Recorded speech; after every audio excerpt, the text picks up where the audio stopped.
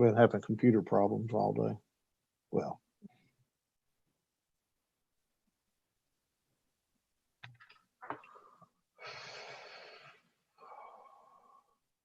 take about 2 more of those deep breaths, buddy. thank you.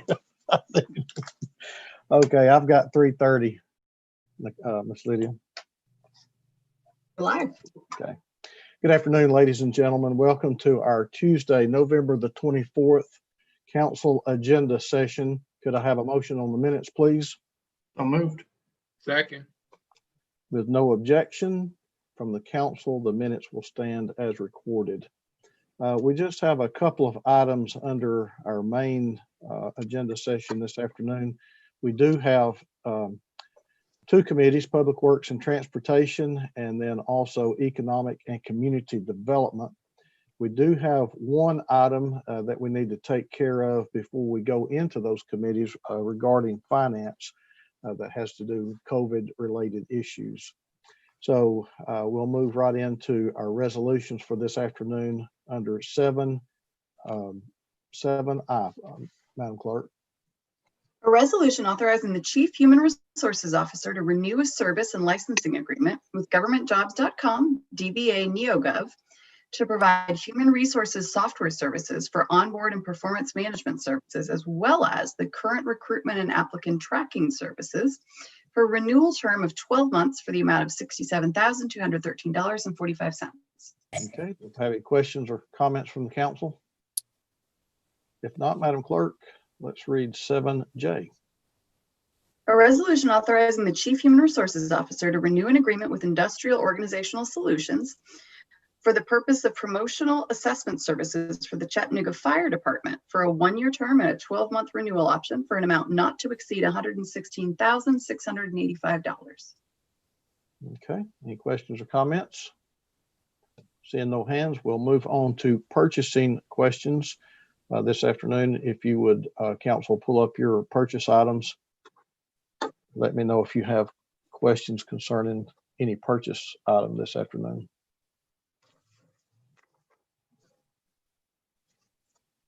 Councilman Gilbert. The first one, Chair, I already spoke with Tony. He's trying to find information for me, so hopefully have it before 6 o'clock. Okay, all right, very well. Councilman Ledford.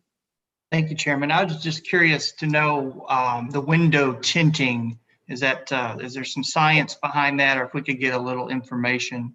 I don't need to hear that right now, but maybe someone could reach out to me. I was just curious as to what the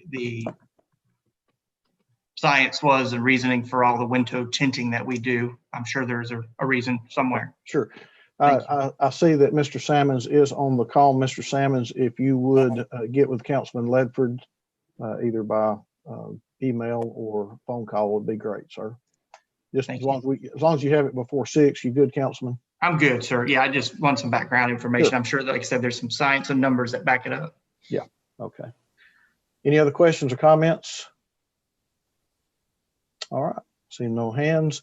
Let's move on to our December the 1st agenda. If you would take a look over that, council, let me know if you have any questions, comments about any item that is on our December the 1st.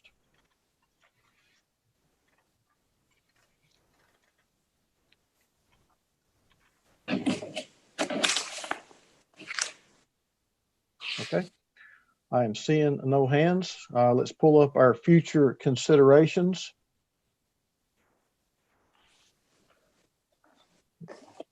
Couple in Public Works that we will, Councilman Mitchell, will we be going over the ones in Public Works? You'll handle those, correct, sir? Yeah, yes, we will. I will look. I know that CDOT recently, some of these are on the agenda for next week also, so I'm not sure about the Public Works ones, but if the council would like me to take a little time to look at future considerations also after we go through the agenda, that'll be fine. Yeah, we'll handle it that way. Okay, that'd be great. All right. Very well. All right, any other questions or comments? If not, let me pull my agenda back up. We do have one departmental report this afternoon. on HR. And then we'll have, I think, 7, 8, and 9. We were going to have a discussion on our IDB board appointment. I see that Councilwoman Coonrod is not here. Councilman Oglesby or Councilman Byrd, have y'all had any opportunity to look for appointments to the IDB board? Yes, Councilwoman Coonrod has a recommendation, and it's my understanding she should hopefully be here shortly, so I'll defer to her. Okay. Because I defer to her. Okay, maybe she'll be here by the time we get to that. We can move that all the way to the end if we need to. Okay, departmental, Councilman Ledford, I see your hand. I'll wait till Public Works. Okay, Thank you. all right, very well. Under departmental reports, we do have HR this afternoon. Miss Lydia, would you bring in Mara to begin with? Let me make sure we bring in, I'm sure we're going to bring in Beverly, but I want to make sure. Yes, sir.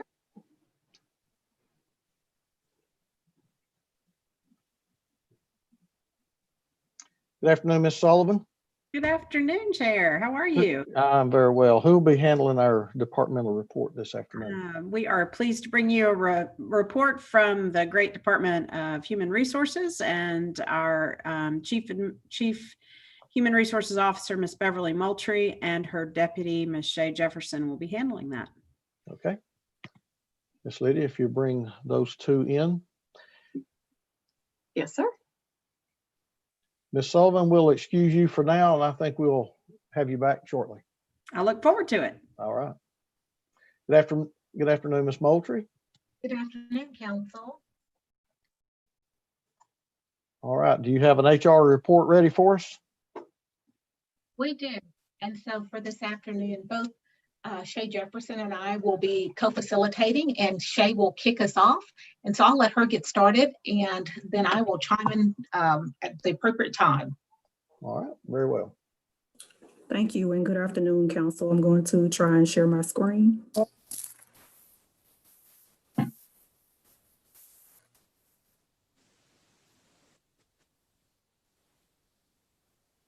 Is everyone able to see my screen?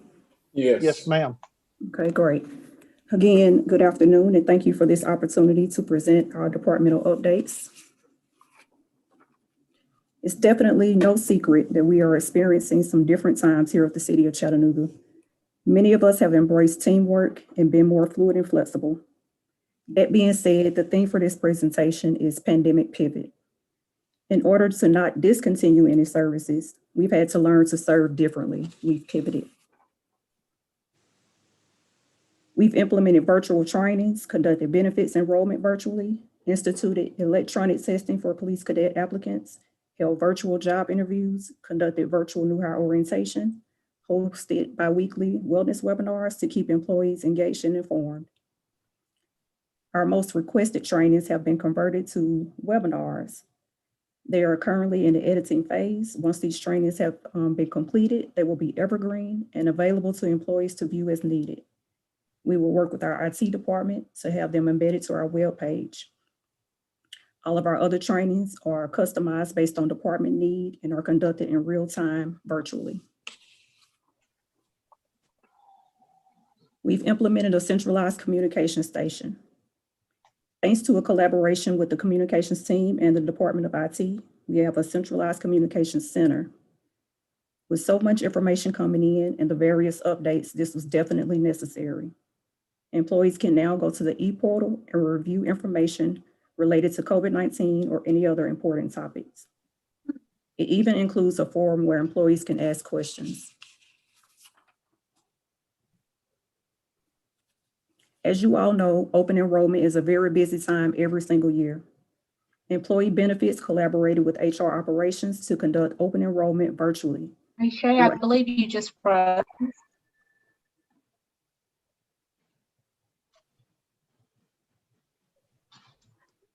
Am I still frozen?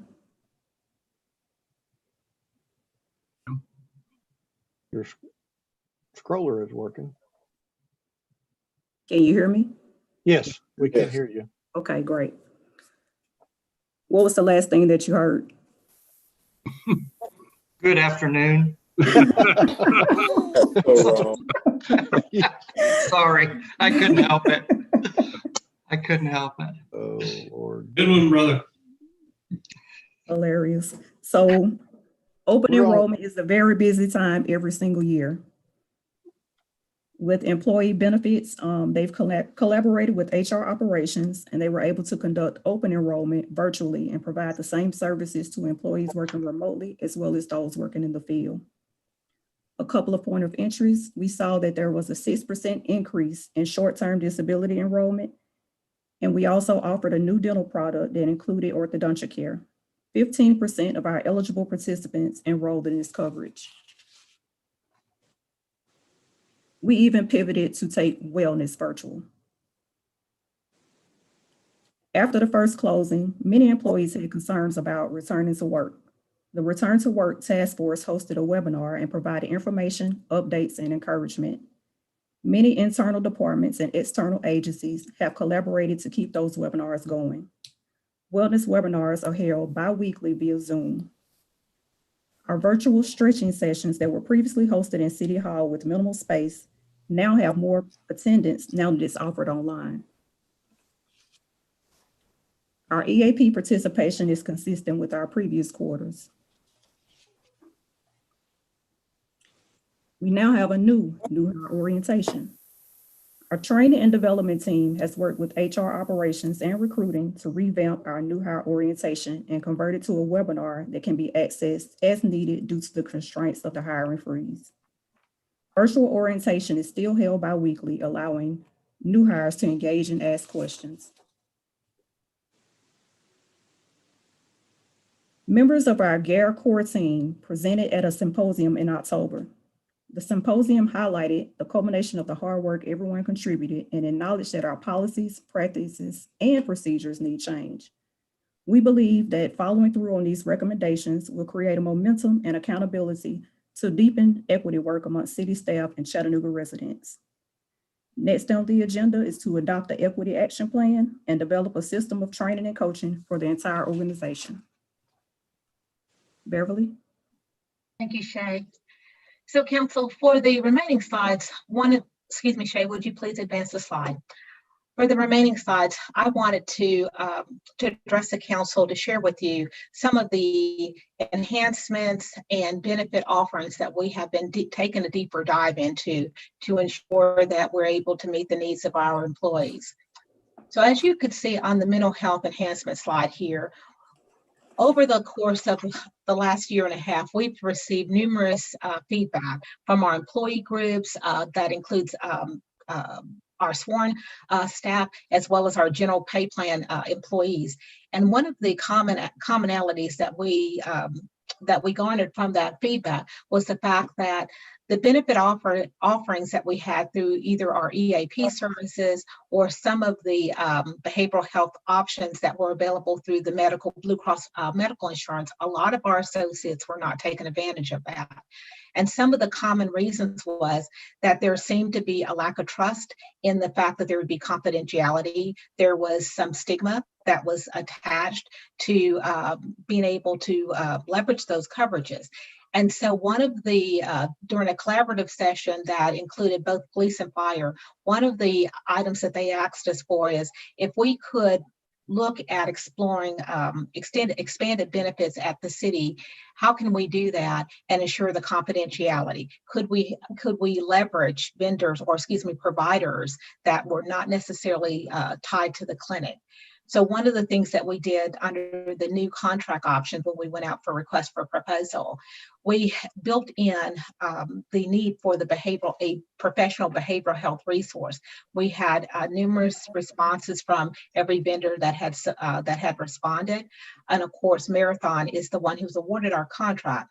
So where we're at today is Marathon is actually posting and beginning to interview for the behavioral health resource. This resource will be in addition to some of the programs that that we already have in place through our EAP as well as through our medical health insurance. But the unique piece here is that we would have a dedicated resource that would be a part of our benefit plan that could partner with our community health community agents, so that we could have services, more robust services here for our employees versus something that perhaps is out of state or out of town. But the emphasis is ensuring that we have multiple options to be able to fit the needs of our employees. So that is one significant option that will be coming to the city here very soon once that person has been hired. Next slide, please. So to expand upon the other enhancements that are that we are exploring, in front of you, what you'll see are all of the various types of, I'll say, contract relationships that the city currently had in place. The items, all of the vendors, or I say topic areas that are listed there, the Human Resources Department, we have taken a deep dive into looking at what our employees are saying to us, also evaluating each of those contracts for any gaps in service, and looking at ways that we could be more efficient and basically ensure that those benefits fit, the times that we're in right now. So over the course from January to November current, all of the items there, we have either gone out for proposal or gone out for bid. Many of those items you have already approved for us for the coming years, but I just wanted to illustrate to you that our focus and our emphasis has 100% been on looking for ways to improve the benefit offerings for our employees and ensuring that we're able to meet their needs in a multitude of ways. Next slide, please. Now, you've heard about some of the things that we've done, and you've heard about our enhancements that we're exploring. But one of the things that is also pretty critical to the ongoing success of the HR team being able to provide service to our employees and citizens at large is that we have some significant department challenges in 3 key areas, one of which is in the area of knowledge and experience. Over the course of the last 8 to 10 years, Human Resources has lost over 150 years of institutional knowledge. 101 of those years was specifically tied to the leadership, the HR management experience that was lost from the department. The team has had 5 different administrators since 2012, and our current staff, the average tenure of the current staff is 6 years. So when you think about the knowledge that went out, we are very concerned and cognizant of the fact that this has a direct impact on our ability to be able to service our employees. While we get creative in various ways, this still is a significant piece for us that we are working to overcome through either education and also through cross-training. But that does take a little bit of time because that process is a little bit slower. So I just wanted to highlight where we are. In addition to that, regarding staffing, right now we have 5 vacancies. We have 5 vacancies in some key areas: police, YFD, recruiting, and safety. Now, why is that significant? When we think about police and YFD just on its own, those 2 departments alone have some very unique needs. They're very complex. They're not similar, and it requires us to be very engaged with them to ensure that we're able to meet their needs. So when we're having 5 vacancies of that magnitude, that means that all of us have to pull together. We wear multiple hats to get the work done.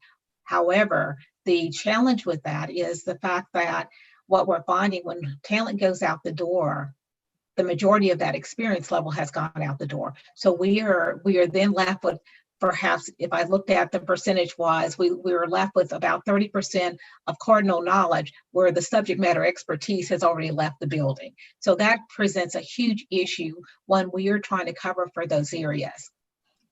In addition to that, I have 7 staff members that have been on leave for the last 16 months. That's not due to vacancies, that's people get sick, things come up, and that also means that we are short-staffed in addition to having the vacancies.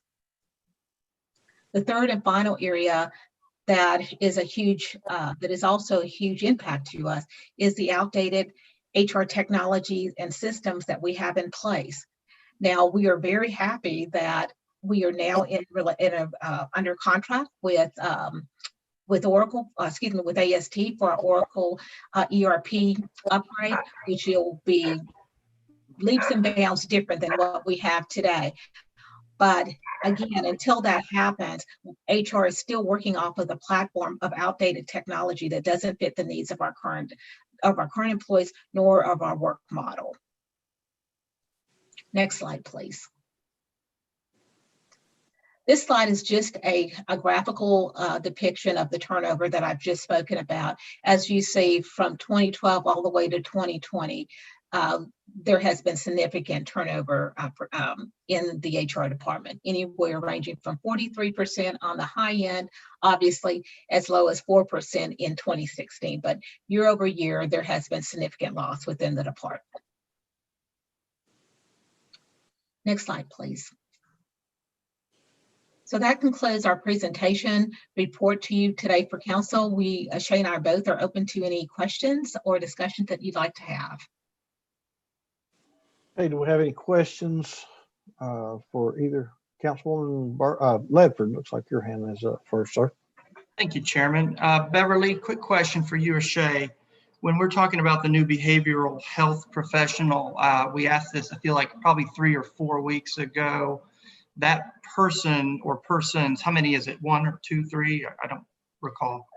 So under the one that I was addressing in this presentation is only one person.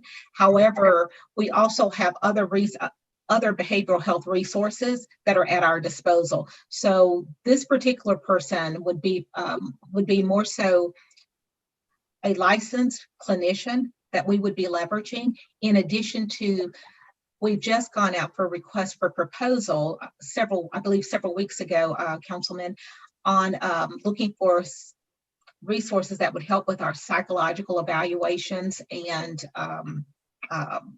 fit for duty type of assessments, and that person also would be someone that we could leverage in the areas of behavioral health. Okay, and thank you for that. Specifically, we had mentioned, I think I brought up a few weeks ago in line with that questioning, was this person will be trained in PTSD. Yes, that is correct. Okay, so that is something that I know that our EAP, I think, was falling either short or maybe not able to quite fill that bucket for us. And that was, I know, a great concern of mine. And I want to hear that again. That is correct, because it sounds good. Yes, that is correct, sir. So the behavioral health professional that will be staffed through Marathon will have experience in PTSD as well. In addition to that, part of the contract is for them to also leverage our community partners in that space to ensure that we have the necessary services and professionals working with our employees that would be specifically in that area and some other areas as well. Great. So I'll finish up with, so that would be on top of that, an enhancement of that service on top of the professional health professional.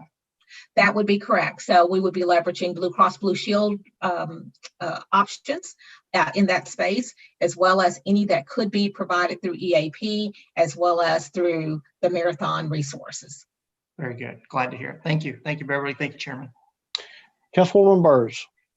Can we take this down, Sure. please? Shay, could you take, yeah, there we go. Good, thanks a lot. This is for Beverly. Beverly, you talked a lot about institutional knowledge and experience and 150 years, that sort of thing. That's just the number of people times experience, right? So how many people have you lost? One second. So the number that I presented, I'm sorry, I'm looking back at the slide now. It just says we've lost over the years 150 years experience, but that's a little misleading. It's just the number of people that you've lost times the experience they've had. Yeah. Some may have only had 3 years experience. So how many people have you lost? No, ma'am. the institutional knowledge that I'm sharing there, that is the actual years of experience of those individuals, not necessarily the count for the number of people. That's their years. So if they were in, so as an example, How did you reach the number of 150 years? their years of experience, their years of service time in those roles. Right. So it's so many people times so many years, and that equals 150. Is that? No, ma'am. It is strictly a sum of years. Okay. I got it. Yeah. All right. So is that necessarily a bad thing? Particularly HR departments need to grow and change and do things in new ways. So otherwise we get institutionalized and takes us a long time to do things and be productive, those sorts of things. So help me understand how that's damaging and why it couldn't turn into a challenge of thinking in new ways. Well, I think there's both pros and cons to that. But one of the significant things is this: when we think about change, any type of loss or change in staffing is, quote, an organizational change. And when you completely lose a large number of individuals at one time, that's a lot of change to try to recover from, especially if that knowledge has not been transferred to someone else in the organization, or if no one understands. If someone was a subject matter expert and that person was the only single person that could do that particular function, if they left and we had not transferred that experience or the know-how, that hurts or impacts our ability to still perform. It does create an opportunity for us to get creative in how we're going to continue to service, but it just makes the process a little bit longer. And for the employees that we serve, it's frustrating for them as well. Okay, that was a lot of words. Maybe we need to talk offline. Okay. Let's move on, Mr. Chair. Sure. Thank you. I do have one question, Beverly. You mentioned some of the problems in HR included outdated technology. What are we doing to overcome these problems? What's our plan of action? So currently, of course, with the new ERP implementation that's underway currently, there is a human capital component to that, for which HR is a part of. So we were part of the statement of work in creating what that would look like for this ERP implementation. So right now we are working collaboratively with AST, the vendor, as well as our other department leaderships to be able to craft the system that would work fluently from the beginning to end, from HR's front to out the door, to how we pay individuals. How soon do we expect this to be up and running? Well, based on the schedule, I believe the full implementation for HR, is in the beginning of 2022, if I'm not mistaken. Okay. All right, Councilman Ledford, is that an old hand, sir? New hand? It's a new one. I had a follow-up on the enhanced professional services. Beverly, if we go outside of the no charge service for enhanced, with specifically the PTSD, is that going to be charged to the employee, or is that covered? So, Councilman Ledford, I believe what you're referencing is there is a component that is tied to our EAP service today, where each of our employees get a certain allocation of visits at no charge. So we are building that in again to align with, we're not going to reduce services. So when we go, whoever we go with for our EAP services, that will still be a part of, hopefully that will still be a part of that arrangement, that we'll have the free services, so many free services. And then after that, depending on what the need is, there is a charge based off of their insurance. And okay. So you basically get so many tries at the at the wheel of it, so to speak, and then it's out of your pocket after that? Yes. For the EA, currently that's the arrangement with our current EAP provider. So for the future, we're looking to have those services plus more offered in EAP or some other platform around behavioral health. But it would, again, a lot depends on how it's, what the proposals come in at. Okay, is there an option, and I'll finish up, Chairman, is there an option, do you see, for appealing or a case that is just really difficult that an employee could reach out and make an appeal for more services without having to come out of pocket? So for example, if everybody is given 4 or 5 turns or however that works, being able to pull from that in extreme cases to make sure we take care of those who really, really need it. I understand. How I would answer that question is this: with all of the available resources that we have at our disposal today, whether it is the pay benefits through our health plans or our resources through 211 and other community partners, our focus would be to get them the best care that they can to make sure that we're taking care of them. And if there's any way that we can do that at minimal cost, we will definitely help to work that through and get them the help they need. That would be the first priority. But I cannot definitively say that we would not charge them for that, because we would definitely need to make sure that we're able to duplicate that same process regardless to who has the need. Okay, last part on this, Chairman, I promise, is there any way for others to give their turn to others if they feel the need and want to do that? Are you meaning in regards to, let's say, their counseling services? Yeah, if I'm allotted 3 and I know of a case that is extreme and I know personally and I want to donate those for my 3 visits to somebody, is there a way that there's flexibility built in? And if you don't have to answer that off the top of your head, because I have a feeling the answer is no, can we look into that option in the course of human kindness?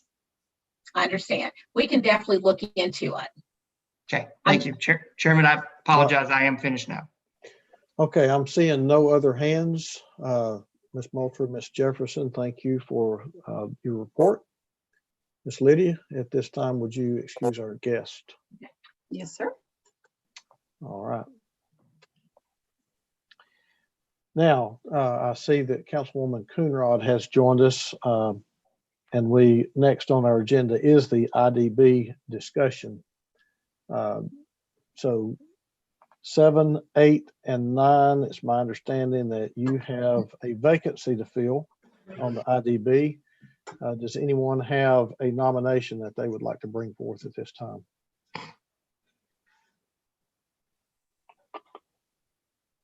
Any discussion on the nomination?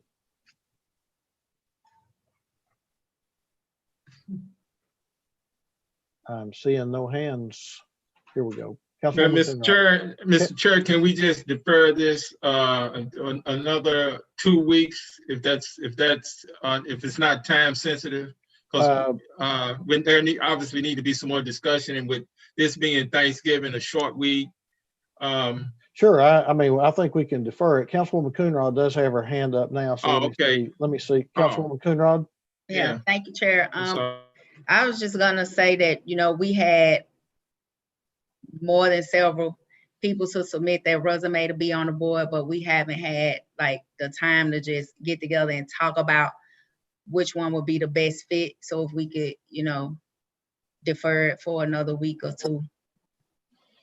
You want to go 2 weeks? That puts us, well, I tell you what that does, that we're off the 22nd. You would almost need to submit the name either the 1st or the 8th to be able to vote on it on the 15th. You want to go to the 8th? I think we could have a name submitted by the 8th. 8th, okay. Madam Clerk, would you put this discussion back on our agenda for the 8th, please? Thank you. Okay, we said early on that we were going to try to be nimble and flexible when it came to items concerning COVID.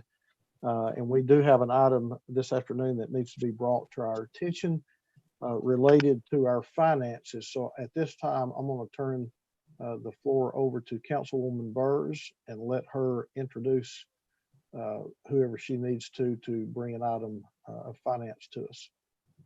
Thank you, Mr. Chair. I'd like to, if you would bring Ms. Sullivan on, please. Yes, ma'am. Ms. Sullivan has some information to present to us, and then we'll have questions once she's finished. So hi, Mara, go ahead. Hi, thank you, Councilwoman. I appreciate it. I am thrilled to come before you with this news. A little bleary-eyed, as you would also see from members of finance team. We have been notified that we have received about $2.5 million in reimbursement from the state for CARES Act dollars. And we're excited about that. And this allows us, along with some very, very tight budgeting that we've been doing, and our taking care of our budget in the way that we have with our hiring freeze and other items that we've done to keep our cost measures in check.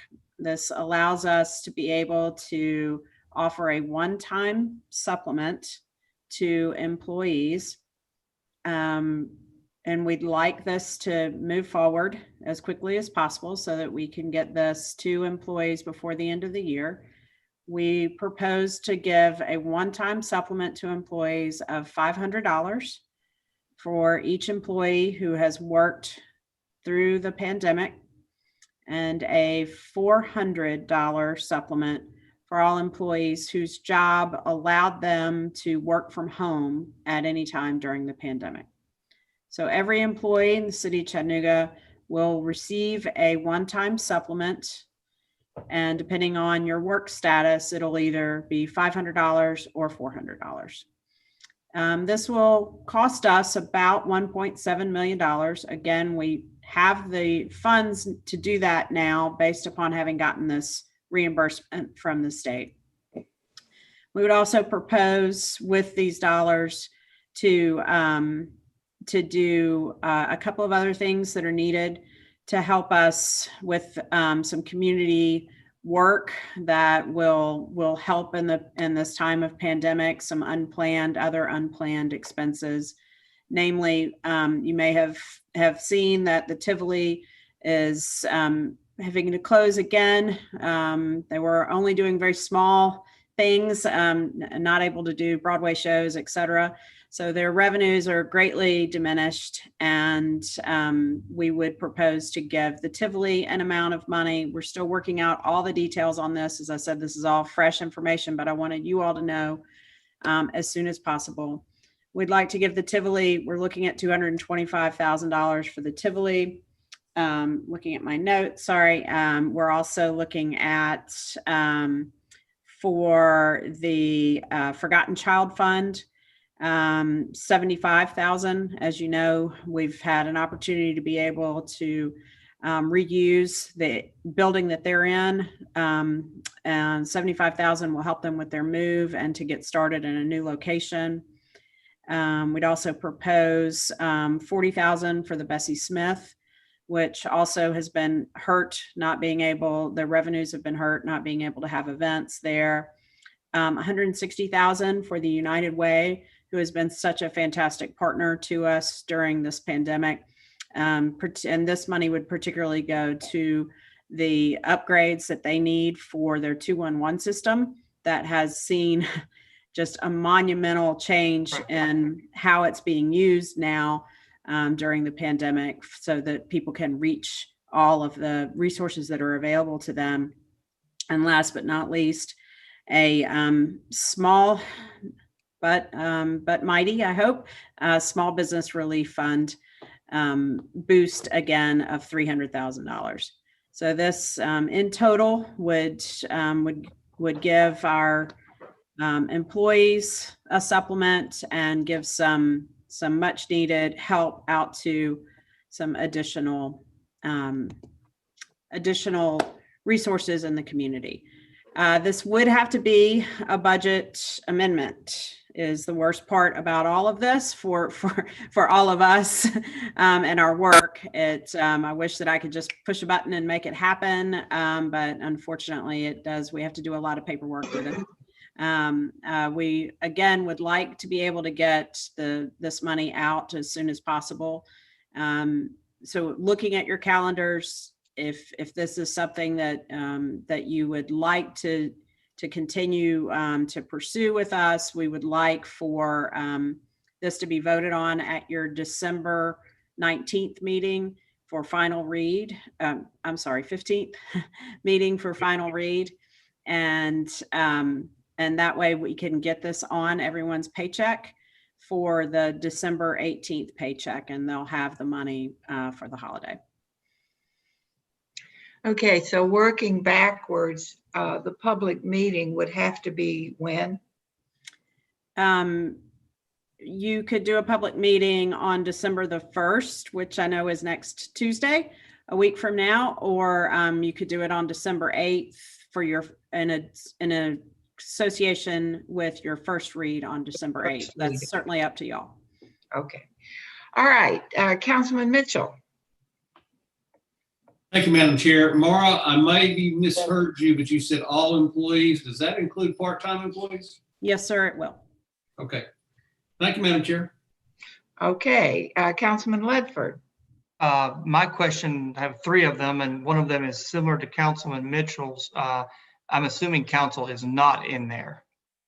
Elected officials will not be included. Very good. Okay, I was hoping that was the case, actually. So cross that off my list. Number two was, if this is a one-time distribution, more I've heard in the past that we didn't need to do a budget amendment. Why is this different than other times when we have done it one time? Can you explain that a little bit further?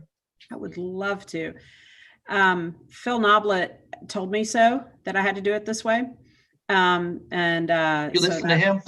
That's Yeah. Well, who's that? Who's that?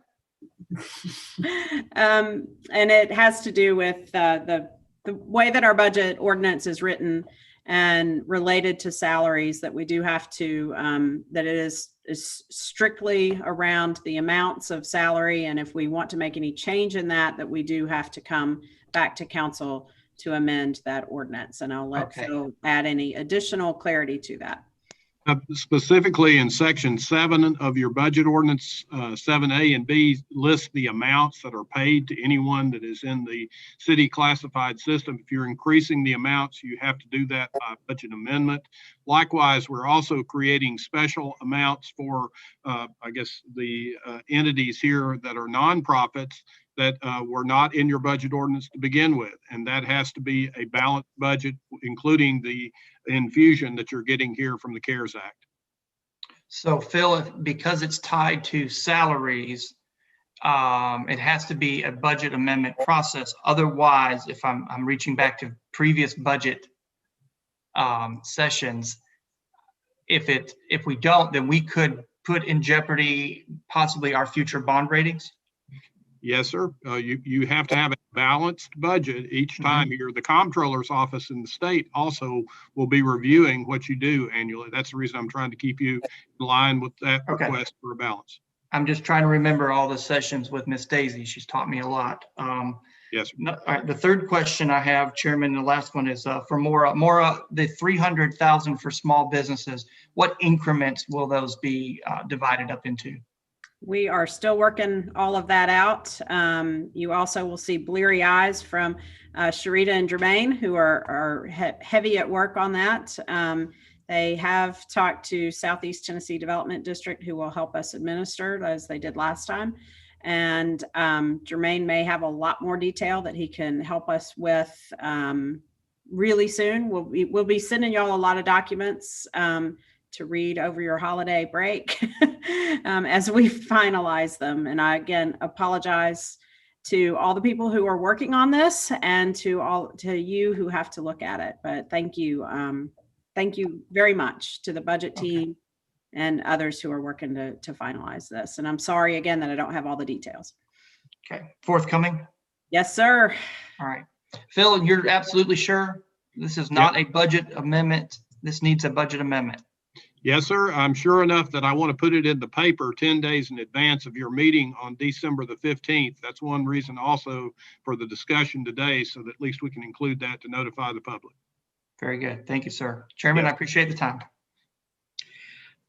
Chair Henderson. Phil, is 1 week notice enough for our public hearing?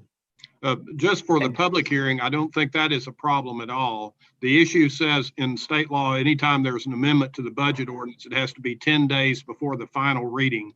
And your final reading would not be until the 15th of December. So you're good. All right. So Mara, I know that since COVID started, the city, our budget has had expenses that I have heard you and others say, these items would be reimbursable if we receive money from the federal government.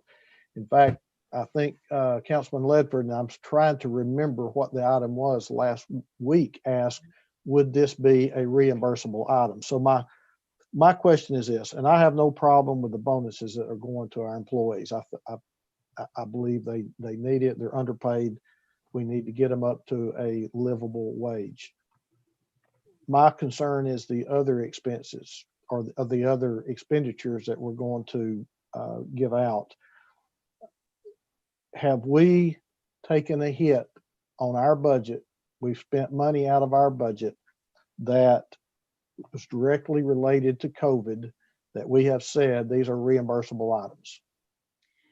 Yes, sir. What we've brought to y'all is about $577,000 worth of expenditures that were unbudgeted and unplanned related to COVID.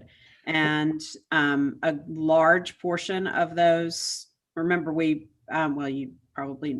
may not remember, but we submitted these reimbursements and now I can't even remember exactly when, but it was early November, early October. And we have just been getting, we're still getting information back from the state on everything that is being reimbursed. So a large portion of what we have spent already will be paid for with this reimbursement. And we are starting new expenses.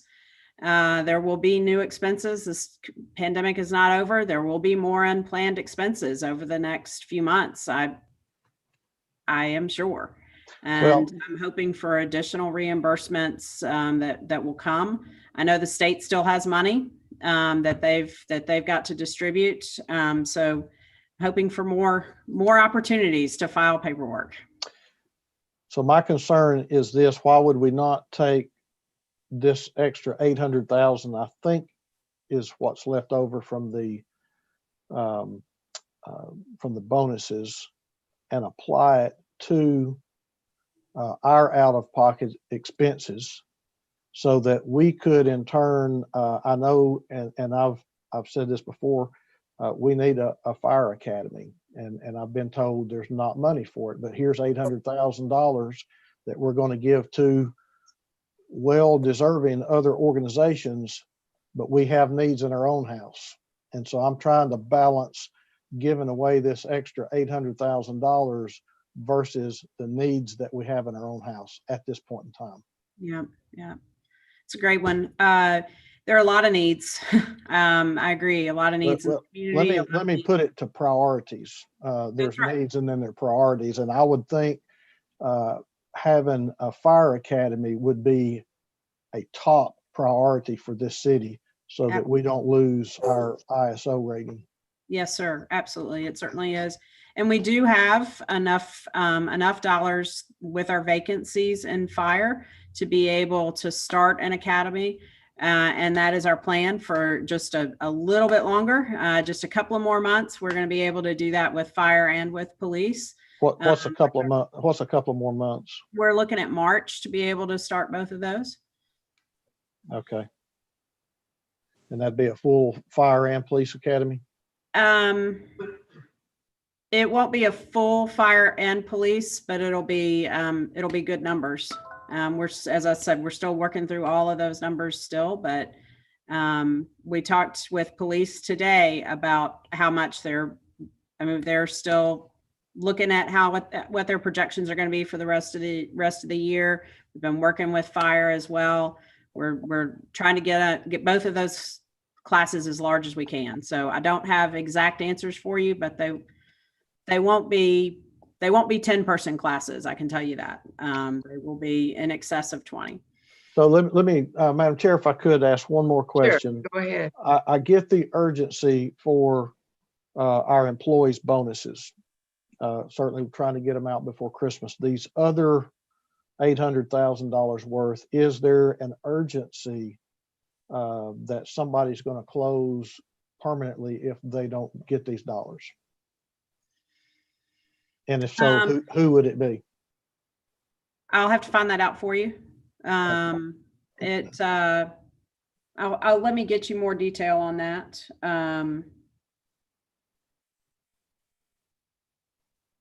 You can get back with me. Yeah, You can let get me, back. Thank you, I'm Madam starting Chair. to come up with reasons. I know that the 211 is upgrade is quickly needed because they can't handle the calls that they have now at United Way. I know that Tivoli, they were already behind. Bessie was already behind in revenues, just as everyone else is. But let me get you further detail. Okay, thank you. Yeah, absolutely. Great questions. Thank you.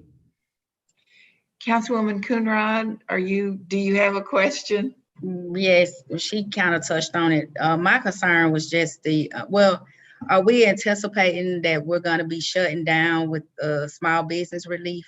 Is that for them to maybe purchase things to have social distancing or different things like that? Is that what that money would be used for, or?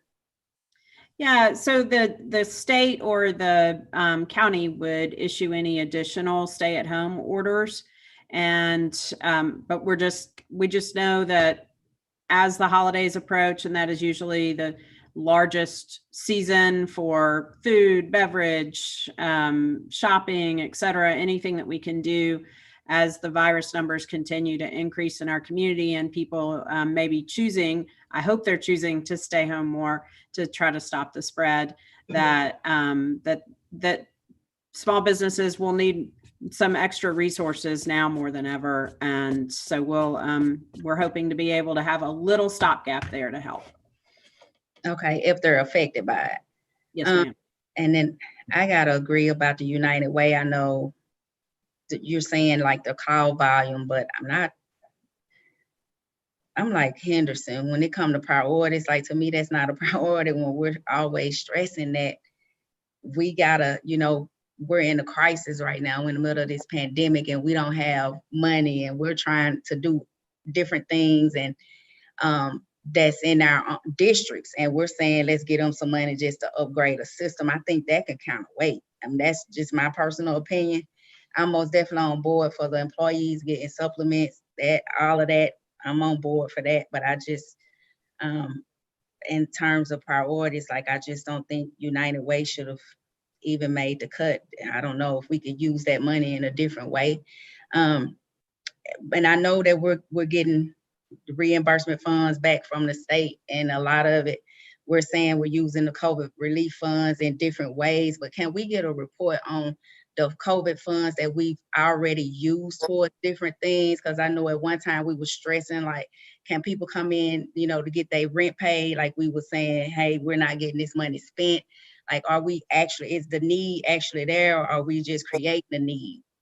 And people aren't really taking full advantage of it. And I would like to know if we still have funds, from those appropriations from previous funding, you know, what are the plans to use those funds? Like, is it just gonna go back into general funds? Are we gonna extend it to say it can continue to be used, these dollars in this way?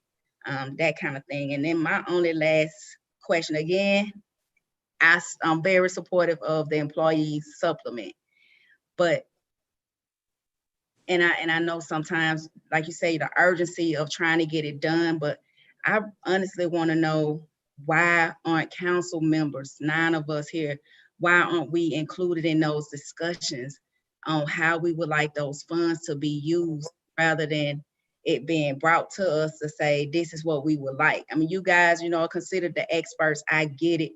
But we're supposed to be able to have a say so in this, in the way this money is as well. And I know that the mayor, you know, he's the person that says, okay, well, I would like for it to be like this or however, but our voice is never heard in the matter on how we need to spend these dollars.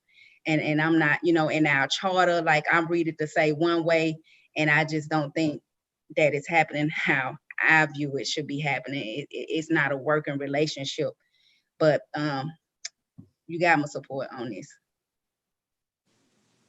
Thank you, Councilwoman. Those were great responses and great impressions for what we have given you. And I know that it is not ideal for us to give you this package of opportunities for funding without any pre-reading, without any justification. It gives you lots of questions, and I don't even have all the details for you right now because we're building it as we're flying. But I appreciate your being bold enough to ask those questions right now, to get them out, and so that we can get you the right answers, and which we will do.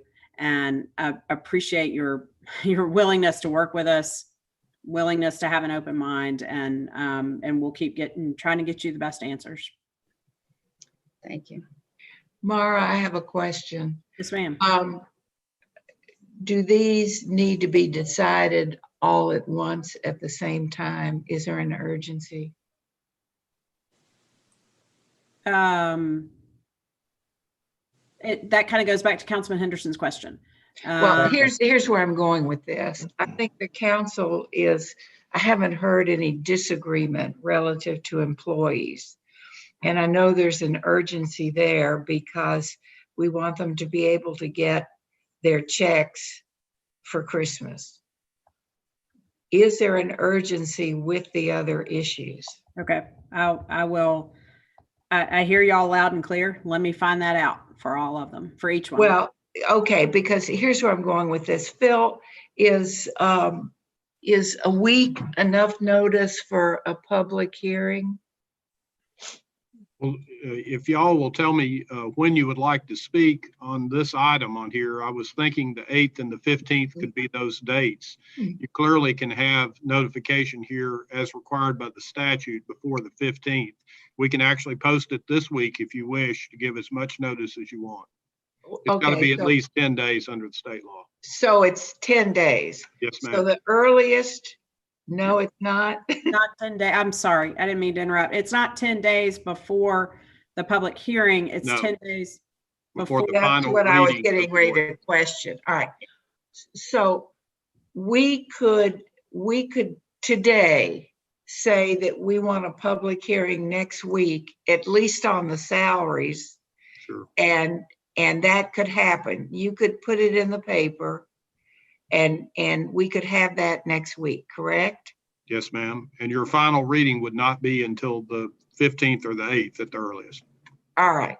And so we could meet the need of getting it to our employees before Christmas. Yes? Yes. Okay.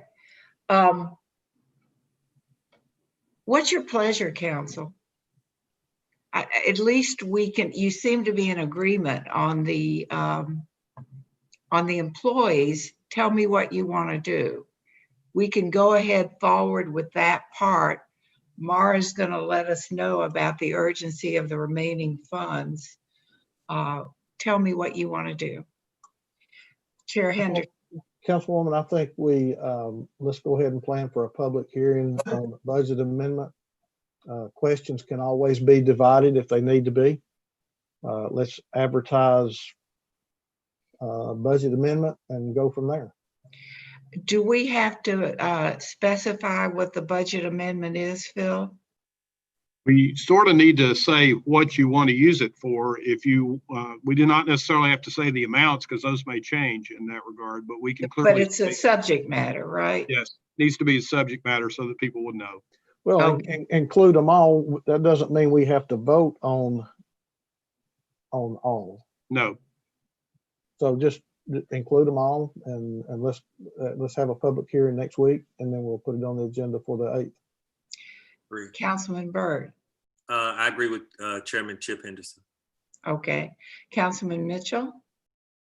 Yeah, I'd go along with that. I was just going to say we need to, I would like to have a public meeting next week, and who knows, maybe the public has some ideas on how we should spend this also. But I think it's important that we have a public hearing as quickly as possible. Mara, my question to you is, will you have answers to these questions? Because I know you're putting this together on the fly. Will you have enough answers to satisfy the council next week in the public hearing and the public for that matter? Yes, sir, I believe so. And so you may want to have, however you'd like for me to give those to you. I mean, we'll give it to you in writing before, but you may want us to present again next Tuesday. Whatever you want us to do, we'll do. Yeah, I'm thinking that perhaps, do we have strategic planning next weekend? I mean, next week? Be on the 1st. Yes. Okay.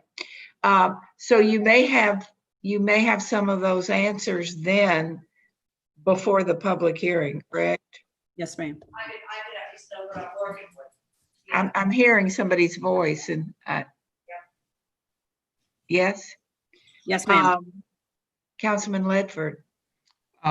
Thank you, Madam Chair. I just wanted to stress the small business component for my fellow small business owners out there who are, just when it looks like we might have some sense of normalcy returning back to business, we don't. So please make sure that, and I see Jermaine's hand is up in the other box if you want him to speak about that or not, but I cannot stress enough that we make sure we spread that around as much as possible, because there's a lot of hurting small businesses that will never come back. And I want to make sure that we give that the utmost critical attention. Thank you. Thank you. I think what we'll do is move forward, and Chair Henderson, then I'm requesting that at strategic planning, Mara and Jermaine or whoever are available to answer the questions. And that will be before the public hearing, which will be also next week. It would be at 6 o'clock, I believe. Sure. Is that good for you? So we would just have questions and answers at the strategic planning and then the public hearing at 6. Is that what you're?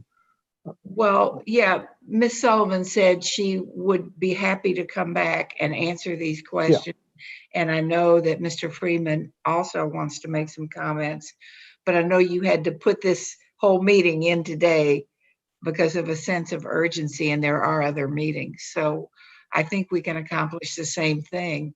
Well, let me look at strategic planning for the 1st and see if we can either do it there, or if we have to, we'll just have a special budget and finance committee meeting at our 3:30 agenda. Okay, and that's when we'll get those questions answered. Yes. Councilwoman Coonrod. Thank you, Chair. Ms. Moore, do you mind if I could send you an email with additional questions that I may have? Because I know sometimes our strategic planning meeting, so many of us have a lot of questions and we don't always get that thorough answer that we may be looking for. So do you mind if I just take an extra step and email you additional questions? I would really appreciate that from you and anyone else. I mean, it's the more that y'all can help us work through this right now would be greatly appreciated, because we've got a lot to work through in a short amount of time. So thank you to help us help others. Thank you. Thank you. If there are no other questions or comments, Mr. Chair, turn it back over to you. Thank you, ma'am. And I have no other comments at this time, so I am going to turn the chair over to Councilman Mitchell for Public Works and Transportation Committee.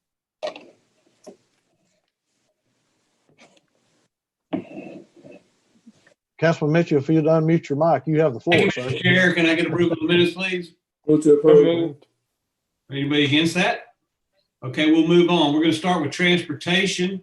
These are ordinances final reading, so you went over those last week.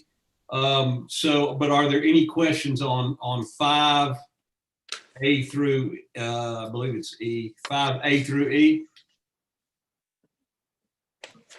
I see none, so we're going to move on to ordinances on first reading in transportation. Please read 6A. An ordinance closing and abandoning 2 unnamed and unopened streets located within 1026 Beacon Drive is detailed on the attached map. Any questions? Councilman Henderson? I'm good, sir. All right, thank you. Please read B, and you all will have to, or someone will have to help me with the alternate version that is there for reasoning for that, but please read B. Did you want me to read the alternate version, sir? I don't know the history behind the alternate version. The answer is yes, sir. Yes. I think you were absent last week. Let's read the alternate version. Yes, read the alternate version. Thank you. Thank you. An ordinance relocating Bluff Street as more particularly described herein and renaming same to be Lucy Lane and authorizing the mayor to make a negotiated sale of the former Bluff Street right-of-way property, which appears to be advantageous to the city pursuant to section 2-567 of the city code. Councilman Ledford. Thank you, Chairman. If you don't mind, I'd like to defer to Councilwoman Coonrod to see if she had any questions first, since this isn't her district. I was simply going to ask, did we get it clarified, Phil, what you needed to get clarified? Yes, sir. Yeah. Okay. That was my own. I'll be glad to explain. This involves the relocation instead of the, I guess the other ordinances were abandonments. Actually, we're going to be getting a new road that is going to be constructed by the property owner in connection with this. It will be in a different location. And they requested that if we would give them the location of where the old road was on their property so that they could use that for development, that would work. And that's the reason that there was a mandatory referral to the Planning Commission, which has recommended this. We gain a new street for connectivity purposes for the city. And this small location that is a 50-foot wide strip that is in connection with this area would be deeded to them. It would be quitclaimed. We do not even have a deed to this property, but it would be quitclaimed to them in connection with this. And that was what at least the property owner has agreed to and the Planning Commission has recommended in connection. All right, any questions about what he just said? Good. I don't see any. Okay, we're sort of in a hurry today. I realize that. So we're going to move on to Public Works. Tuesday, November 24th, resolutions 7K, please. A resolution authorizing the approval of change order number 3 for CD Technical Services relative to contract number R15021-101, various parks ADA compliance for additional professional services in the amount of $13,850 for a revised contract amount of $204,650. Any questions? All right, if not, we do have 3 other topics we're going to go over today. Well, actually, I'm going to start at the bottom with litter policy. I have received something from Bill Payne on a litter policy. I need to get that to you though. So we're going to, if it's okay with the council, we're going to put litter policies off for 2 weeks and handle it in the Public Works and Transportation meeting in 2 weeks. But I will get that out to you today, that policy. And now I'm going to move back up to the top, and prevention strategy in Clifton Hills are the 2 of our best council people. Mr. Oglesby and Mr. Byrd brought this up, and what is your pleasure, you 2? Yeah, I would love to hear what they got on this matter, because it's been lingering out there a long time, and I know our constituents are really engaged in this. So with that being said, I'd love to hear what they have. All right, Mr. Councilman Byrd, do you have anything to add to that? I echo the same thing Councilman Oglesby is saying. This community feel like definitely we have left them astray, and we have left them to deal with this huge flooding situation. And since I became a councilman, when I first met the community of Clifton Hills, they needed to hear some results. And we kept giving them the same answer, that this land across has been crushed due to illegal dumping, and nothing has been done on our part to fix it. And we have been looking for the person that owns the land, or to address the person that owns the land, for I know at least 3 years now. And this community just will not accept that answer anymore. And before Justin left, my belief is that he explained to me that we were going to go to other measures to explain to this community how we're going to go onto the land and fix the problem, and then either cite or do something with the person that owns the land. So I just need to see and hear, when is that going to happen?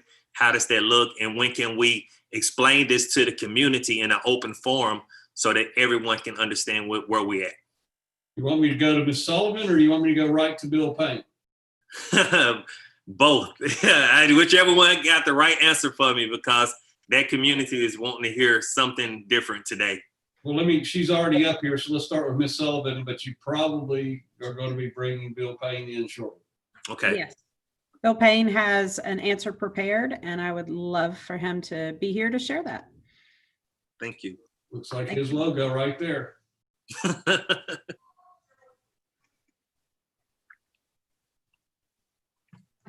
Can you hear us, Mr. Payne? Well, yes.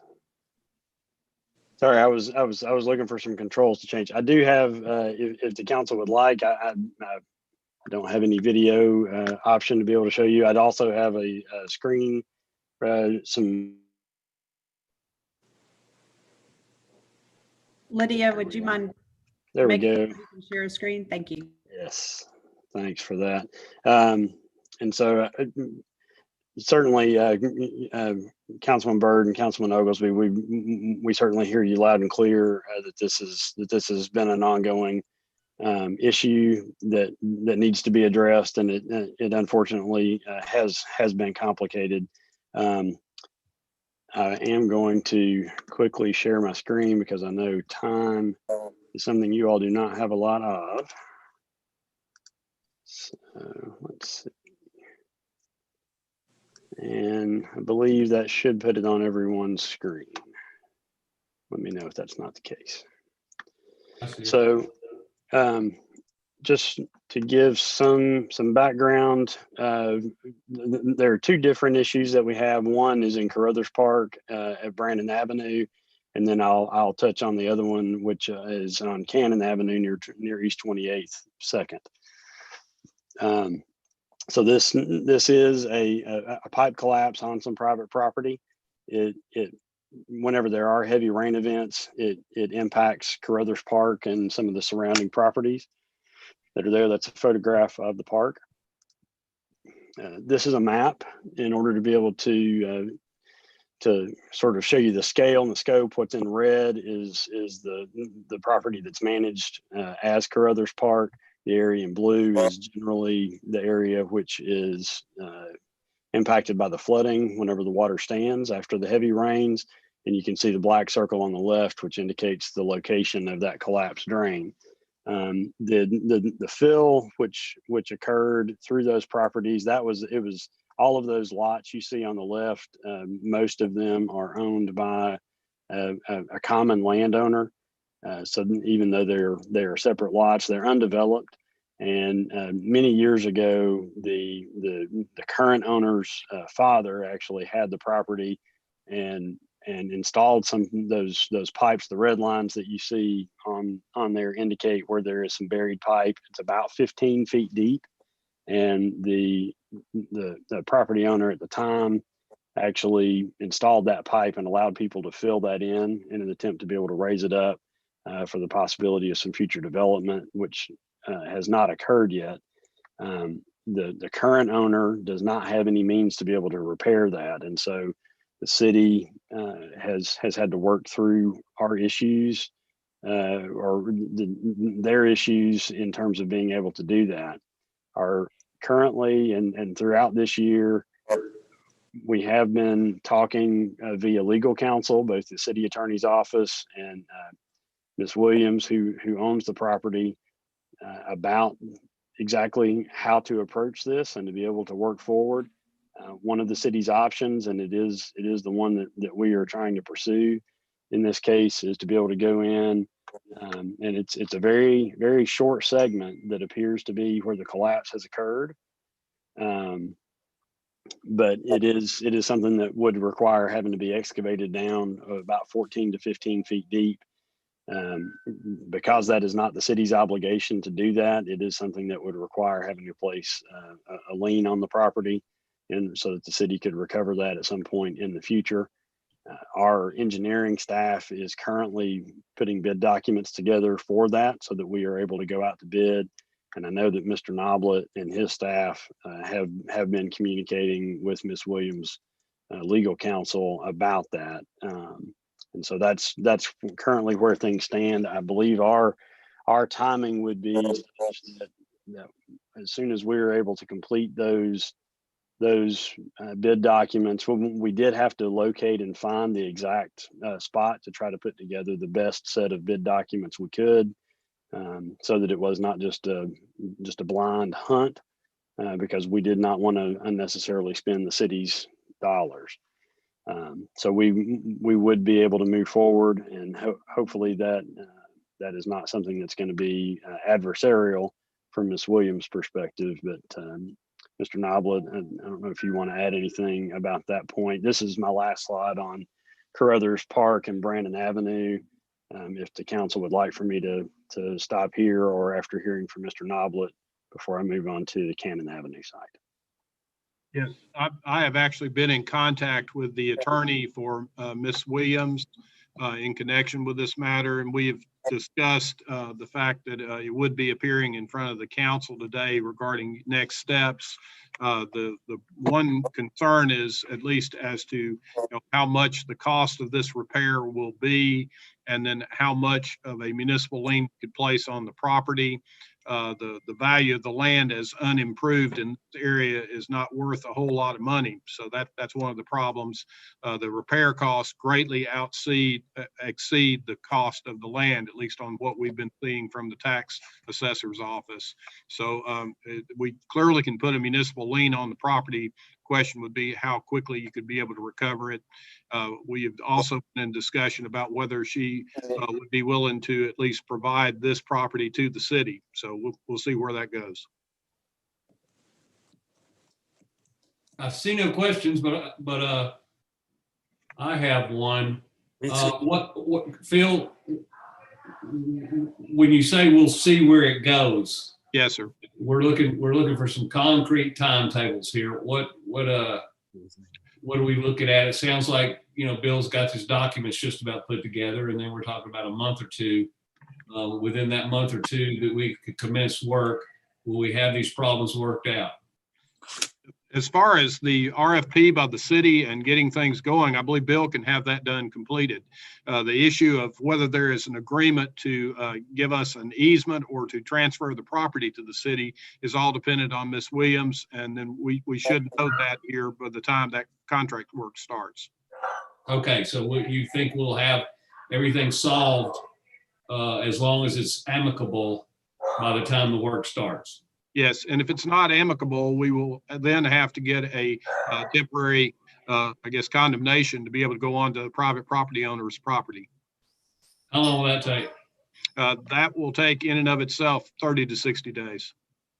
30 to 60 days. Yes, sir. Okay, well, I'm going to stop now because we have a hand up from Councilman Byrd. Councilman Byrd. Thank you, Chair. Feel like it's still, thank you, Bill, for the presentation.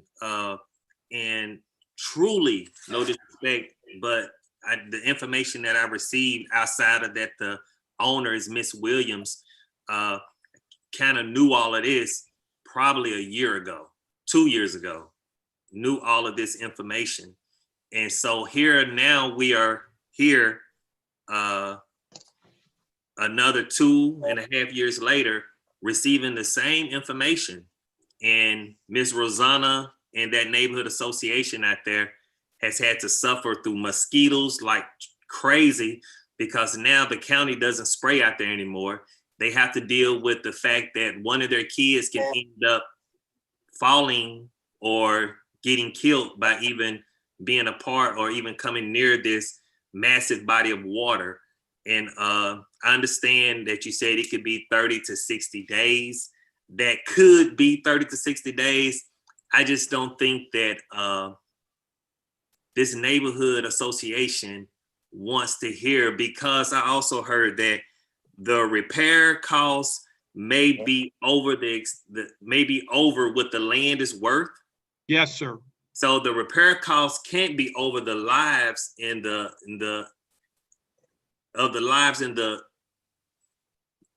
the people in that community. You know, like the repair costs is like what the people have to deal with in that community. That's what we're here for, Phil, to protect our people. And it just seemed like with this, we're not protecting them. We're instead of kicking the can down the road because the land that Ms. Williams owned, that someone around her or her family illegally dumped on, may not be as valuable for the work that needs to be done. And I think we need to find the money. We need to find the resources that we need to protect this community. Because at this point, it doesn't sound like it. And if we tell this community this same exact story again and not let them know that, hey, we are going to start next week or next month, the paperwork will be filed, and walk Miss Rosanna and her community through this process, we're going to look terrible, because it's going to look like we don't care about the lives and the value of these people who live in this community that's not as influential as a community that you would have on Market Street or Main Street or North Shore or Don't go there. You would understand what I'm saying? It just doesn't, it's not right. Yes, sir. And I'm just telling you that the property that we would be going on has a lower value than the amount of the cost that it will take. Bill, in his funding, has got the ability to be able to execute projects that go on. We also have to have the permission, since it's not on city property, to be able to go on that. We have to go in front of a court if there's not an agreement to do that. The ability to be able to collect that is through something called a municipal lien. A municipal lien is only as good as the value of the property that is involved. But if it's much more than that valuation, we'll have a good bit more into it than the value of the property, at least what Bill is showing us. But I fully agree the work needs to be done, and the work can commence based upon an RFP being issued by the city. We're just trying to see if there's any agreement of the property owner to either deed the property to the city or deed a portion of the property to the city to allow us to do that work. When will we have that answer?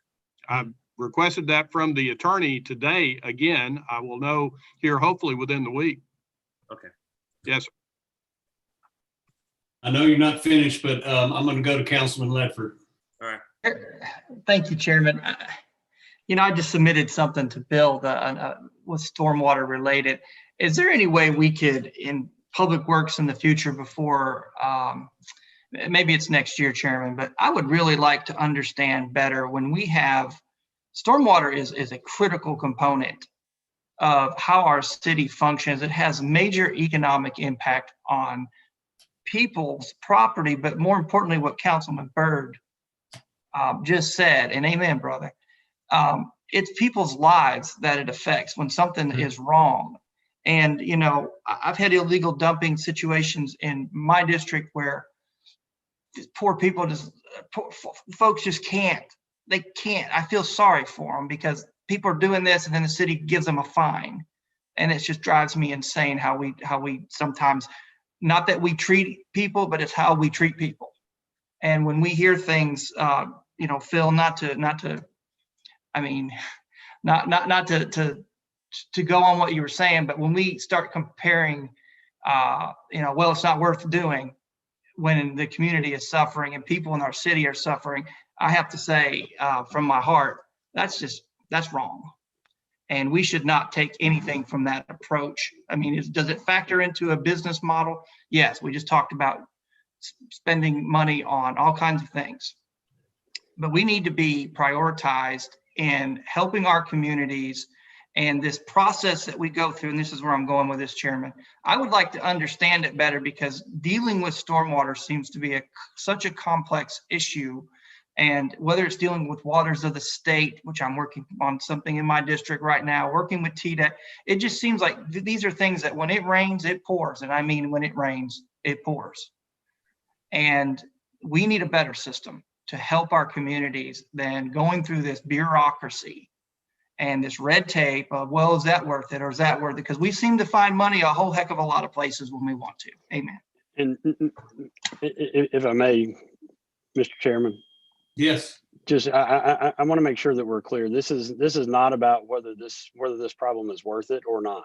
I think Mr. Noblet's comment is purely to let the council know that it will not be possible for the city to recoup the cost of this based on that value. That is not in the department's decision in any way.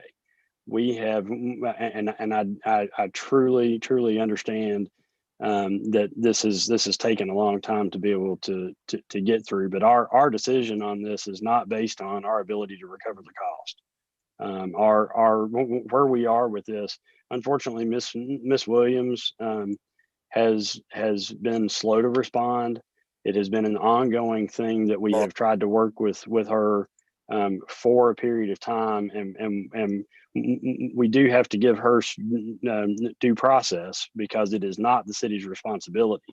So we are talking about a situation where this is beyond the city's responsibility, but we are stepping in order to solve this problem.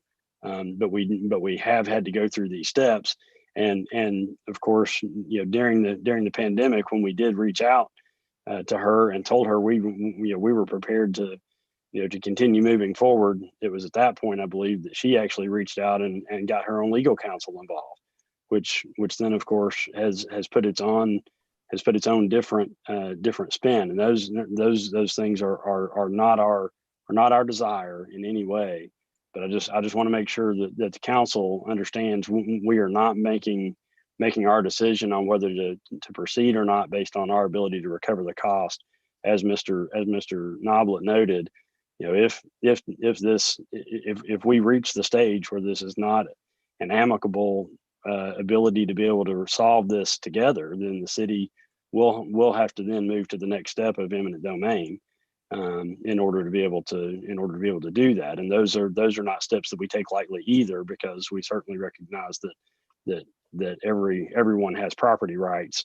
And there is due process that I know we have to follow for those as well. But we are certainly cognizant of what's going on, and I certainly wish that we had gotten better response sooner from the property owner to help us at least get to this stage. All right, Bill, I got 4 hands over here, and we're just really crunched for time here. Councilman Henderson, you are muted. Yeah. Out Lookout Valley, we had a dam that was looking like it could break, posing a threat to some of the citizens. We issued a declared state of emergency and went onto the property and fixed the problem. Can't do that here. That's not a possibility, or yes. If there is a concern about the problem is, it is periodic. I think that's one of the issues that Bill has been dealing with. If there is a concern that there is flooding in the area, potentially, yes. Is there a threat to life when it floods? Absolutely. Why can't we do a state of emergency and fix it? I think that's a question. Yeah, I think that's something that I would have to talk in more detail Mr. Noble.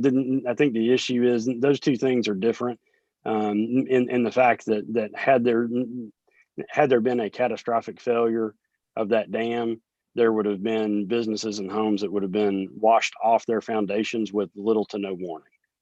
That was a situation that required immediate intervention. This is a situation that there is standing water, and there's no doubt that there are concerns, but they are in a different level, and it is not unlike anything. It's not any different than situations we have that are across the city. Certainly to engage in that level, I think we just have to make sure we understand if we begin to step into those type situations more frequently or at a faster pace, then that's something that happens more widely across the entire city and has other ramifications as well on city policies. Okay. I'm behind Councilman Byrd. Let's get it fixed. Amen. All right, Councilman Oglesby. Yeah, I just mimic all that. I'll just take very brief because I just want to emphasize what Councilman Byrd has said. This to me is critical because there's concerns that when it floods and you have those children out there at that park, that it's possible drowning incidents. And the thing that perplexes me most of all is the mosquito infestation that happens from this. And that's, people are unable to enjoy their quality of life of sitting on their porch. And, it's just extremely frustrating. And I think as Councilman Byrd mentioned and Henderson and Mitchell is, we need to put a time frame on this. And, once we reach a point where we can't get any consensus, then we need to just do what we need to do because those people are suffering out there. And I'll just leave it at that because now the frustration for me, Mr. Cool, is coming out. I want to see this happen sooner rather than later, no matter what it takes to make it happen. And I'm supportive and committed to making that happen along with Councilman Byrd. Thank you, Mr. Chair. That's all I have. Councilman Gilbert.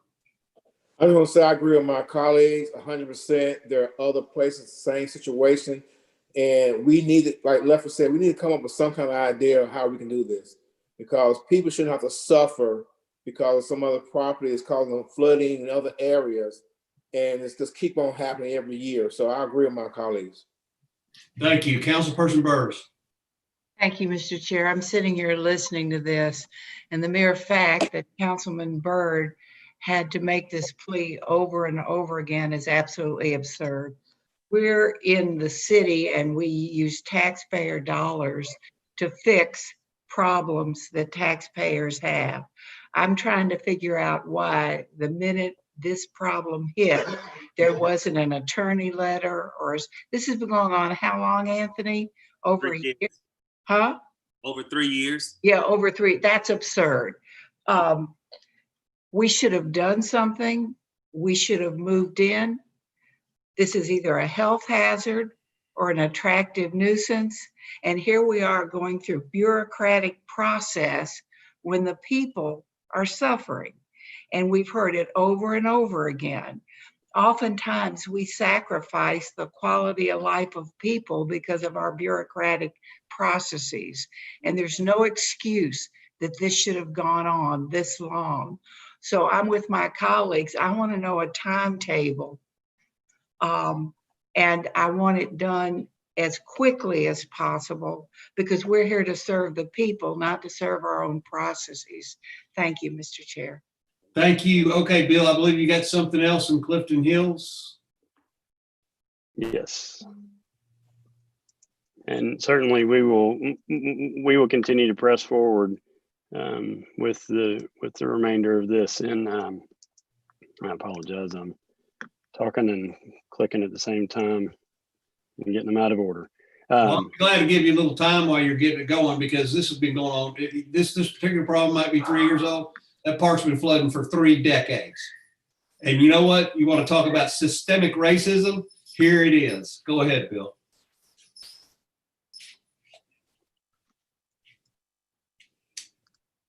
And So the second area is Cannon Avenue near East 28th. And this particular location is a location that, based on the information that we have found inside the files, it looks like this pipe that's to the right side is a pipe that was installed by the city as a place for disposing of construction fill material debris. There has been some sort of either separation or issue inside of that pipe, or an issue on the very edge at the outlet of that pipe that is causing that fill in order to cover over that outlet. The age on the pipe is in excess of 20 years, and we believe it's at its end of life.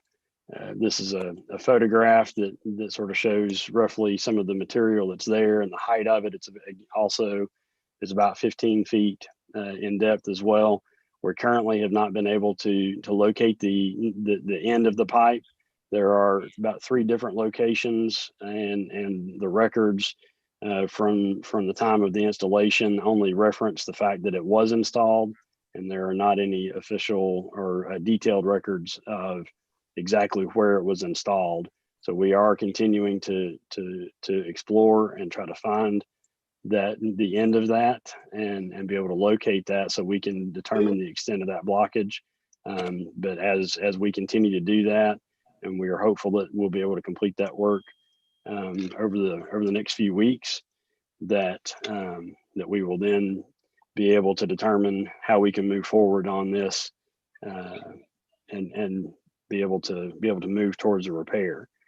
This one is different in the fact that it certainly impacts the right of way, and we know that creates problems for the people that use Cannon Avenue, because it does require the street to be closed whenever those heavy rains occur. And that is the conclusion of my slides. So again, we are certainly aware of the breadth of the situation and trying to work our way through it. A lot of this has required a lot of research going through the files to be able to uncover exactly what we can about this to determine whether it was city responsibility or property owner responsibility. Bill, we're angry right now, but thank you for your efforts, and please keep that up. Councilman Byrd. Jerry, to the colleagues on here, thank you so much for y'all are the best. And Bill, this is no disrespect to you or to Phil. We all look bad, no matter how angry we are right now, how we feel. If these are poor people that live in these communities, and it just make us really look terrible. And no matter what I say, no matter what we say or how angry we are right now, if it doesn't get done, these people been waiting. The information you just gave me about Cannon Street, these people already know. They already sent a robot down the tunnel. Like, it's the same information. And as a city, we look terrible right now. So, and I just want to tell Cannon Street and Clifton Hills, I'm sorry. And I'm doing all I can to help. And thanks to my colleagues for helping me voice my opinion. Thank you. All right, thank you. That's all the time we have on Clifton Hills and preventive strategy. I just want to again thank Councilman Oglesby and Councilman Byrd for bringing it to our attention. Everybody needs a little blood pressure kick every once in a while, and I think we got that. Mr. Chair, I went right over the items for future consideration. So very quickly, I'm going to try to run back to those. And is there anything in there? It looks like a couple of CDOTs and several public works.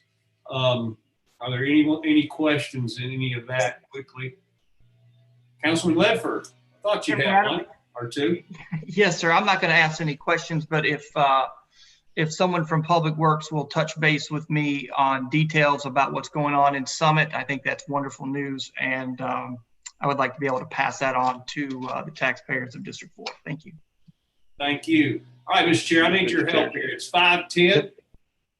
Policy on alleys is still left. Mr. Bailey has a great presentation for us. but I know that economic and community development needs to take some time, and we're going to hear a presentation on a proposed new skate park. I'm willing. I mean, if the council is willing, I'm willing to say we'll do it in 2 weeks along with litter policy. What are your thoughts?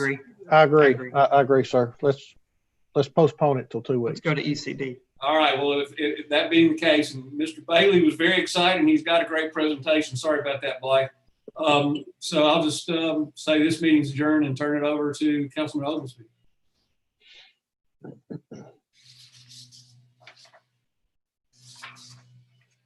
Unmute your mic, Councilman.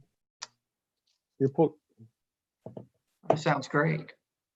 Yeah, you like me better the other way. I get it. Can I get a motion to approve? To approve minutes? Okay, with no objections, we will move on to ECD committee meeting. Madam Clerk, let's read the resolution starting with 7A. A resolution authorizing the acceptance of Creeks Bend Golf Club Incorporated by the City of Chattanooga as the successful proposer of Hamilton County Request for Proposal 1020063 and to enter into negotiations for an agreement for the lease and operation of the property known as Moccasin Bend Golf Course at 381 Moccasin Bend Road and identified as tax parcel number 145001. Okay, Councilman Henderson, you good? Good, sir. Okay, see no questions, no hands. Now let's move on to 7D. A resolution authorizing the mayor or his designee to enter into an amendment number 1 to lease agreement and substantially the form attached with the Hamilton County, Tennessee Board of Education for a portion of tax parcel number 126LC001 for the amendment and extension of the lease agreement for an additional term of 1 year at the amount of $2 per year to allow for the demolition and removal of the manufactured unit and other items located on the premises at 1510 Hamilton Avenue. Councilman Mitchell, you good? Yes. Great, thank you, sir. Madam Clerk, let's read 7C. A resolution authorizing the mayor or his designee to enter into an agreement to exercise option to renew and substantially the form attached with the Hamilton County, Tennessee Board of Education for the use of tax parcel number 1681C032 for the continued operation of the Cedar Hill Head Start Early Head Start program at 4701 Divine Avenue for an additional term of 1 year for the amount of $1 per term. This is something we have discussed several times over the past few weeks. I'm good with it. Now, Madam Clerk, let's read 7D. A resolution authorizing the mayor or his designee to enter into an agreement and assumption of lessee's interest and lease, consent by landlord and acknowledgement by subtenant and substantially the form attached with Southeast Tennessee Human Resources Agency, Chattanooga Area Regional Transportation Authority, and Southeast Tennessee Development District for assignment of the lease from Sethra to Carta for the property located at 710 East 12th Street, identified as tax parcel number 145EU001.01. Yeah, great property, great use. Councilman Byrd, are you okay? This is in your district?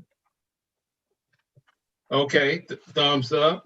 Good. We'll move on now to 7E.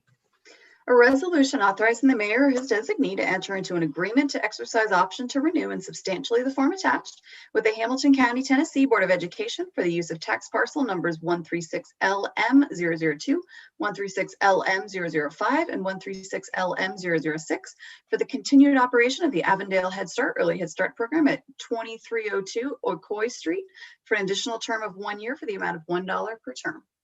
This is in Thrive at 9. You good, Councilwoman Coonrod? Yep, I'm good. Great, great, fantastic. Now let's read F, please. A resolution authorizing the administrator for the Department of Economic and Community Development to enter into new agreements with Family Promise of Greater Chattanooga, Chattanooga Room in the Inn, and the Chattanooga Regional Homeless Coalition in order to expand the balance of previously awarded Community Development Block Grant and Emergency Solutions Grant funding as referenced below for a total amount of $61,633.92. Okay, let's now move on to G, please. A resolution authorizing the administrator for the Department of Economic and Community Development to amend and reconcile the existing fiscal year 1920 Emergency Solutions Grant Agreement with the Hamilton County Health Department for emergency assistance payments, increasing the total amount by $3,228 for a total amount of $132,728. Great. Thank you. Now let's finish up with H. A resolution authorizing the mayor or his designee to enter into an agreement to exercise option to renew in substantially the form attached with the Hamilton County, Tennessee Board of Education for the use of tax parcel number 066MD014 for the continued operation of the Daisy Head Start Early Head Start program at 9531 West Ridge Trail Road in Saudi Daisy, Tennessee for an additional term of 1 year for the amount of $1 per term. Great. Seeing no questions, no hands. That concludes this part of Economic and Community Development Committee meeting. Now we will move on to a presentation and update on the skate park. So Donna, who do we have? Donna or Richard maybe? Richard Beelan?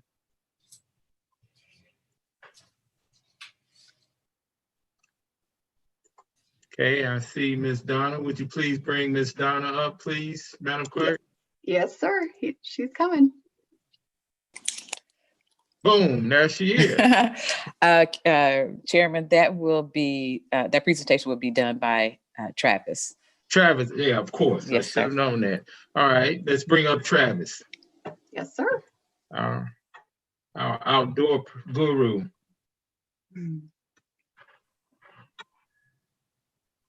Travis, what's going on, man? How you doing, sir? I'm good. I've got a home phone. Hold on one second. Just tell me you'll call him back. Probably the reward center. You're on fire today, Councilman Ledford. I am, aren't I? Yeah, man. I'm gonna try to share my screen. We need to sell him to Def Comedy Jam this evening. Jeez. Can you guys see my screen? Yes. Yes, we can. Awesome. Thank you for letting me come on here and share some updates to the skate park and where we've been and what we've been trying to do. And again, you guys know me, Travis Kazmerzak, Open Spaces Director. And so what I want to go over today is just the project and what we've been doing and what we're hoping to do. Try to make the case, the site selection that we went through the process of doing that, the conversations and minor hangups we've had with working with the county, our county partners, and just what our hope is in moving forward. And so some of these images on here, I'm sorry, what?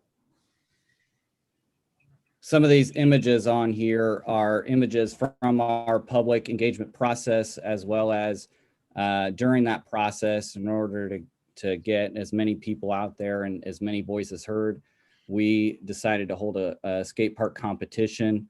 There's a local advocate group called the Chattanooga Skate Park Project that has a social media presence and a community presence in general, and work with youth and adults and anybody learning to skate and how to get them out there and do it safely. And so we partnered with them. They do an annual competition, and we made it bigger by partnering with them, and it was a huge success.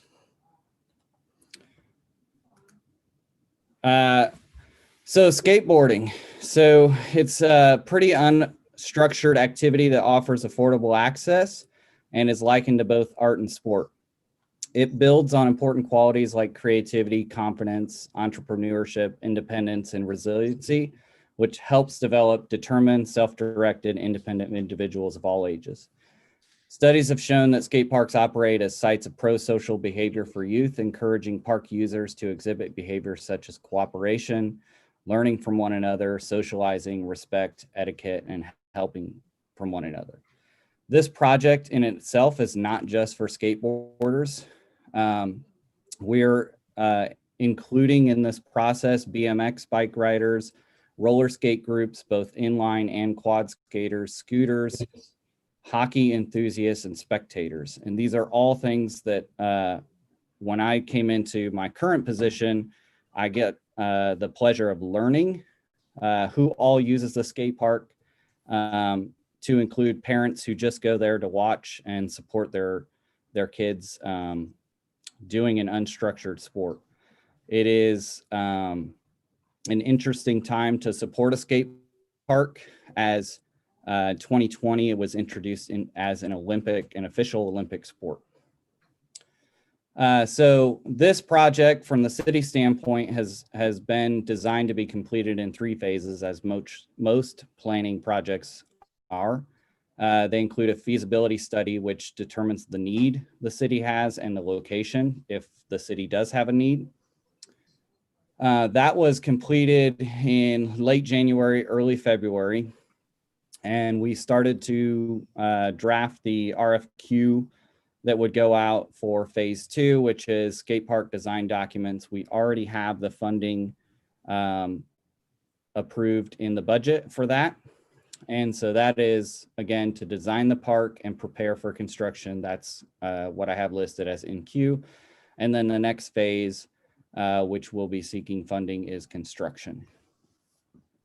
On top of that, there have been numerous calls and emails to our office just to support leisure skating, which will be included in that park development process. This is a shot by Rob Mulligan, who was at our skate park contest. That contest, which we continue to want to support and will support as a city, as the open spaces.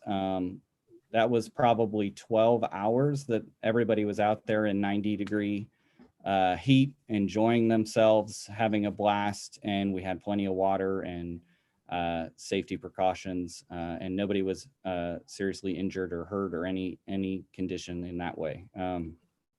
But there were a ton of people out there just to watch and support the people that signed up to participate in the competition for prizes, and it was a lot of fun.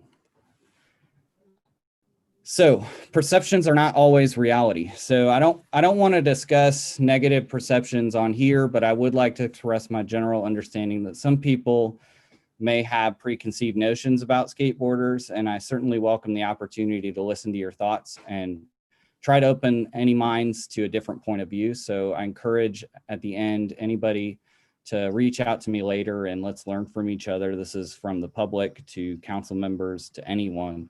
My contact information is at the end of the presentation.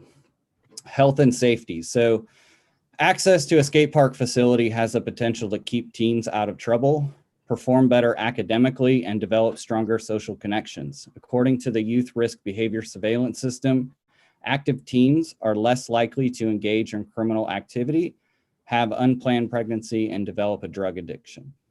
The American College of Sports Medicine reported that students that are physically fit perform up to 30% better academically than their less fit peers. The most important takeaway is that skating may attract people that are less likely to engage in team sports. This isn't an aversion to being social, but perhaps a different environment.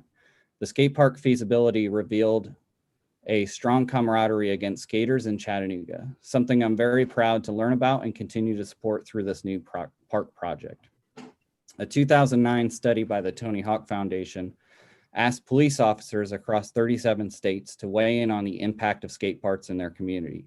The response was overwhelmingly supportive, with 90% of officers suggesting that a skate park is an asset to the community. Some even reporting 40% reduction in youth crime and improvements in relationships between the police and the youth. I believe this also requires the police interacting with the youth at the skate park, something I believe our police would love to participate in. Inclusive society. So skate parks are free to use and have a relatively low cost to participate. Skateboarders are predominantly male, but it is enjoyed by a broad mix of people. Chattanooga has a vocal, mostly female roller skate interest group that is growing in popularity. This attraction may help pave the way for Chattanooga to emerge as a national example of encouraging diversity in our outdoor spaces. Research also shows that skate parks act as an economic equalizer. National Sporting Goods Association 2019 reports that skateboarding attracts people from low, middle income, and affluent families. This mix of people using skate parks helps break down barriers between people that may not otherwise interact. There are, economic development wise, there are over 1 million people within a 1 hour drive of Chattanooga, and within a 2 hour drive, there's over 4 million. The skate park shows a great potential for creating new ways to draw tourists to Chattanooga.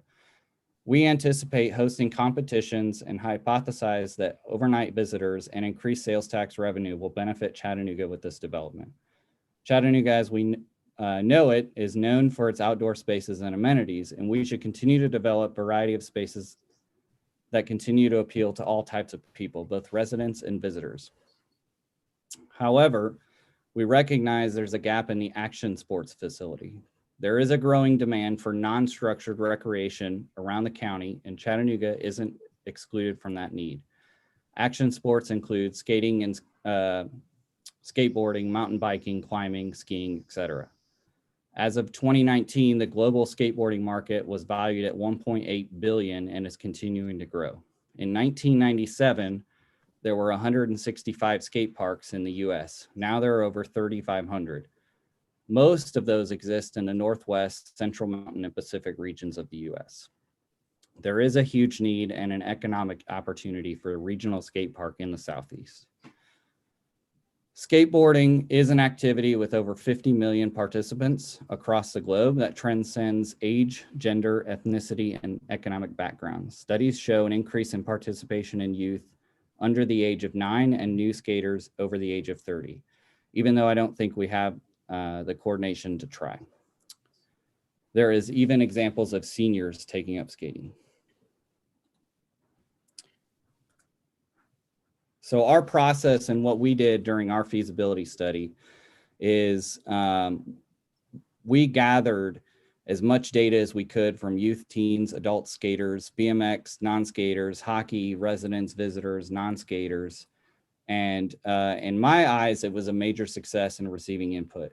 As many of you know, we don't always get such well-rounded perception from public engagement process. And with this, we had over 600 participants using those outlets. So public engagement, the competition, online survey, in-person survey, and face-to-face conversation. We were even out at nightfall participating in engagement with people that we didn't figure had any relation to skateboarding, just to see how they felt about it. From that, we evaluated 14 sites with the experts that we consulted with, the local skaters and the public, and Tennessee River Park was overwhelmingly the preferred choice. One of the survey respondents notably said, "I absolutely love skateboarding. My favorite thing about it has to be the community. Everyone is a friend with a skateboard, whether you just started or you've been skating your whole life, whether you ride BMX or scooters. We all come together to have fun and test our limitations." The sites that we looked at, I'm happy to share with you too, if you're curious. I think I may have shared those in a different presentation. I know it's blurry. This was in the report and stolen from the report, but this shows a concentration. So the darker blue and the light blue are the heaviest mix of respondents. The darker purple is the next level down for number of respondents and where they live, and so on down to white. So we have a heavy concentration in the Brainerd, the heaviest concentration in the Hickson areas. And then also I'll note I added in the diversity and age of respondents. So 25 to 34, 30% of them, 18 to 24-year-old, 27%, 35 to 44, 16%, and 13 to 17, 13%.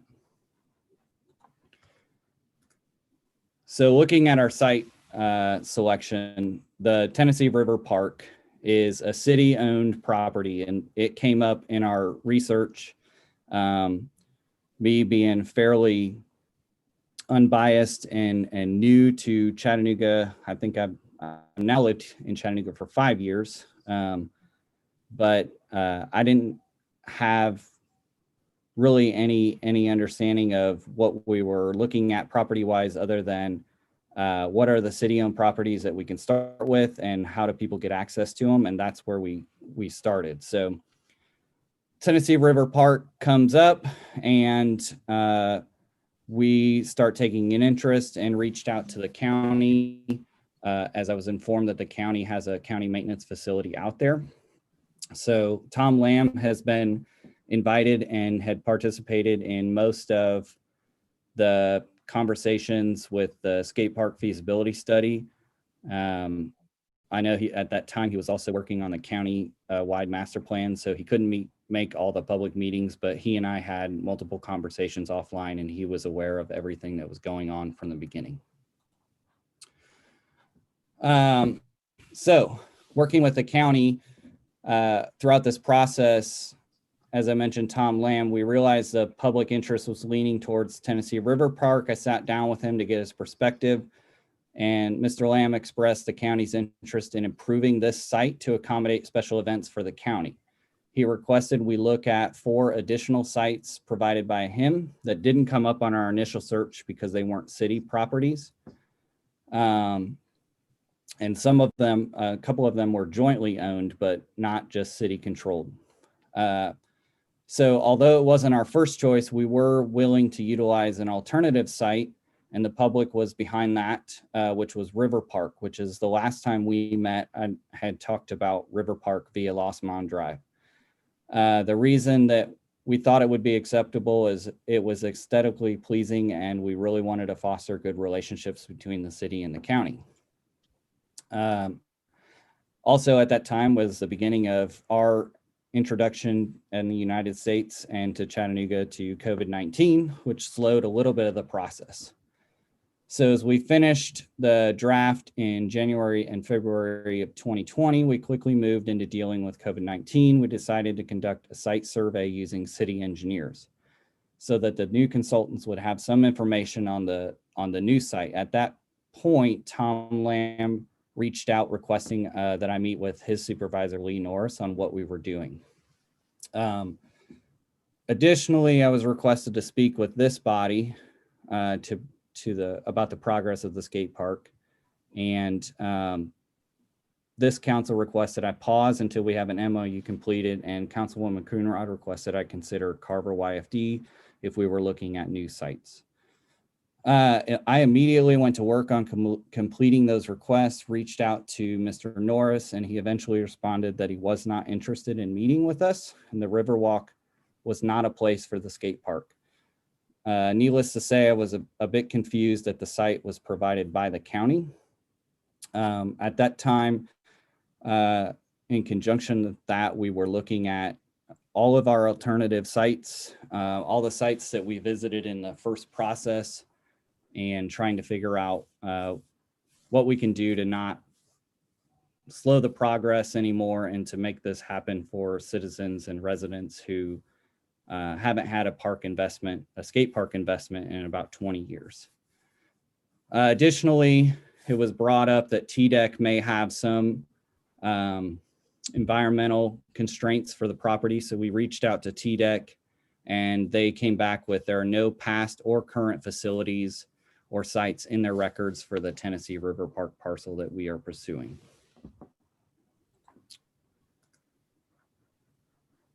This is the River Park, River Point parcel that we looked at. So one other thing we looked at is the River Park master plan that was completed in 1985. And one of the things that the county had suggested is that the River Park or the River Walk was not proper for active sport use and only for passive. And so I looked back at the River Park master plan again and determined that was not necessarily the original case. So if properly done, reconnecting the city with its river, not only physically, but active use will strengthen community pride. These are actual exact language from the master plan that Chattanooga Riverfront should be developed from here on under a guiding idea, which will bring its banks to life, make it a central point for pride for the city's people. Its finest site for recreation and pleasure. It's the most important cultural institution. Active and passive recreation would be designed to serve all ages, income, and ethnic groups, which I think the skate park project will accomplish. Moving forward, this is another shot from our skate park competition that I told you took all day. These are our top 3 winners, Herbert and Fletcher and Josh. And they were extremely tired and sweaty, but they had a ton of fun. And so moving forward, we are pursuing the Tennessee River Park. We feel it's deemed the strongest location as it will provide optimal accessibility, visibility, and amenities to stand out as the #1 destination park for the whole family. This skate park will bridge gender, age, social background, and all skill levels. We, in our department, Open Spaces, are working to create a Learn to Skate program. We were able to purchase 100 skateboards that would go as part of the opening ceremony, where kids, youth would get to come together and learn how to put together a skateboard. We have all the components independently disassembled. And so they'll learn how to put it together so that they can learn how to do their own maintenance and change out the wheels and the bearings. And I'm sure I don't have the terminology 100%, but I'm not a skater. But we have experts lined up and ready to help with the skate park project. On top of that, we're going to continue to encourage skate park competitions. This year, we actually added a quad skating competition, and I've been approached about an inline competition as well. The public really wants this, and they've been patiently waiting for about 20 years. That's when the last park was built. Even though we've had COVID-19 and the pandemic, we've demonstrated how important our recreational spaces are. They are outlets for everyone and anyone, regardless of social or economic status. I know we are challenged financially, but we must continue to invest in our open spaces. They are the places that people go when they have no money or nowhere else to go. And so I hope that this council supports us in our efforts to move forward. Okay. And that is my contact information. All right, we have Chairman Henderson. You have the floor, followed by Councilman Ledford. Okay, and we may want to take the screen down. Yeah. I've got several questions, Mr. Chairman. So you just, well, here we go. You just butt in and cut me off whenever you. Travis, right. What's the estimated dollar amount of the design work? What's going out to bid?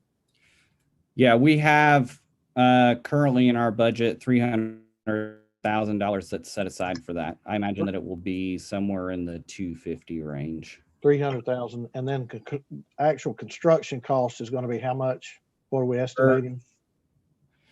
A lot of that is dependent on the final site. The Tennessee River Park already has parking and bathrooms associated with it, but we're requesting 1.8 million, and we're hoping to get in the design process, once we can get that going, to take that to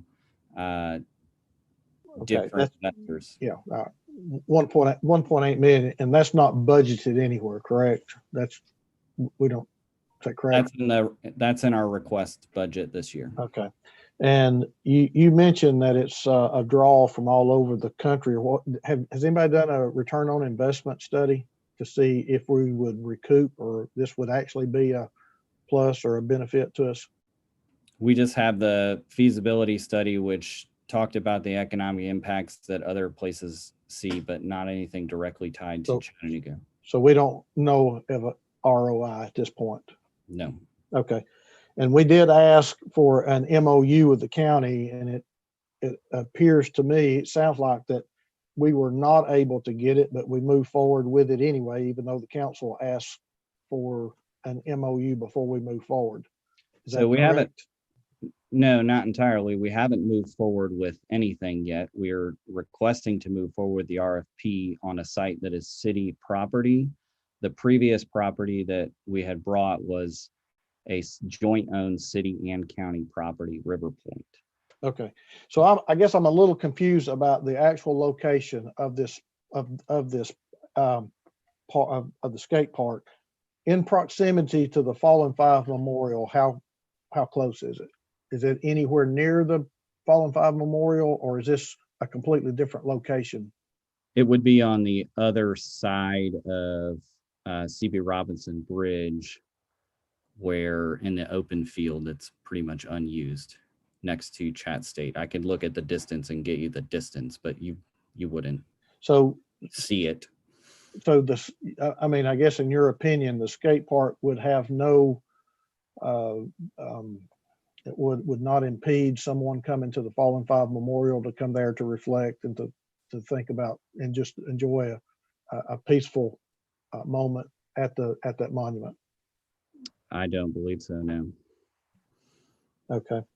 Mr. Chairman, I'll stop there, and I see you have some other hands. Yeah, you was reading my mind. Thank you, Chairman. Let's go to Councilman Ledford.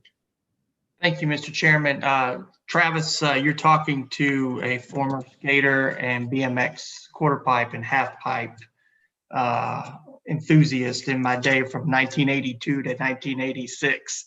So I just recently parted with my California Mongoose that I rode during that time after 35 years. So congratulations on where you've gotten to this part. I understand why. I understand the alternate output of creativity and sport. It's exactly what I did growing up. It helped me as a single kid with a single mom go someplace. We didn't have a lot of money. Most people know my story. And I worked real hard mowing grass to buy that. So one part of the program that I'm a little worried about or wondering about is providing or being accessible with skateboards and equipment. Do you think there will be a program eventually installed that will help kids and adults, if need be, obtain skateboards and be able to become involved in them? Because, you know, there's some safety gear that goes with it. I want to make sure that it's inclusive, and I know what it did for me. That will be one question. You don't have to answer this now because we're short on time. The other part is in the design phase, is this all going to be above ground? Are we going to have any drop-ins in the design phase? There's several different terms I could use at this point that I used to ride, but that would be a next question. The third one is, this is all stuff, just take notes. The other part of my question was, Chairman Henderson alluded to, was the MOU with the county. If the county just absolutely comes at us and says no, then what's our drop back and punt plan? I think this was our drop back, and we had approached this. This is a city only parcel. The county, unfortunately or fortunately, doesn't have control of this. There are no agreements saying that they have any right to this property. And so when we went to them and said, this is the property we want to use, they had kindly requested that we look at 4 other parcels. And so we did that, and we had selected the alternate site to be great neighbors and partners with the county, but then the county didn't want to work with us to create the MOU that this body asked us to do, that we were asking to do, to be able to build on the alternate site. So we've come back now to the original site, which is why it might be confusing. Okay. Where we're at. I'm sure we'll hear more on this. Chairman, I'm going to stop there. Thank you. Thank you, Councilman Ledford. Councilwoman Coonrod.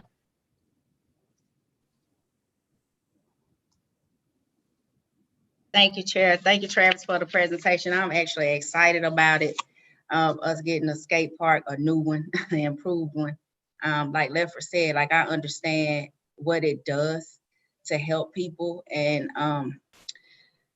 you could we got the perfect spot on Shaliford Road, right across from Dalewood, if you just in dire need of a spot.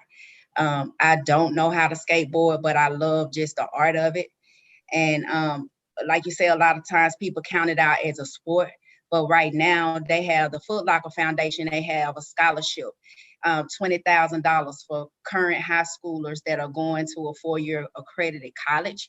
And so they're giving those out. I mean, you know, all you have to have is a GPA of a 3.0.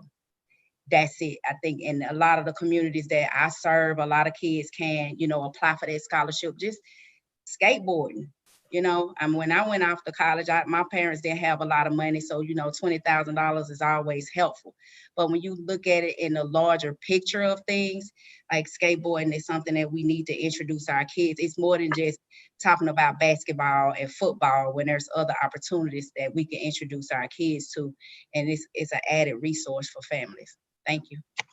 Thank you. Thank you, Councilman Coonrod. Great comments. Great comments. Councilman Mitchell, you have the floor. Thank you, Mr. Chair. I got a lot of questions, but I'm going to ask 3.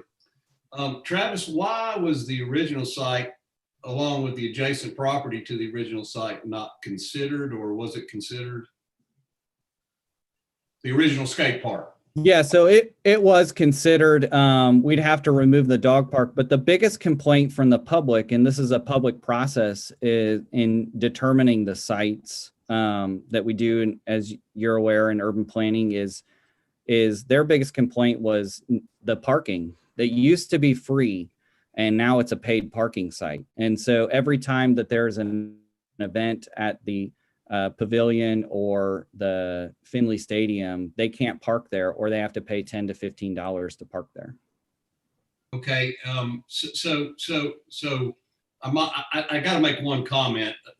Your survey is over 50% out of towners, by the way. So getting public input that's over 50% out of town, I don't put the same weight on that as I would if they were in towners. The second question is, so we have decided to go our own and basically ignore whatever's behind this sentiment of we're not going to talk to you. Those are our partners of building the whole Riverwalk for the last 35 years. We're just going to not delve into their feelings or find out what's going on there.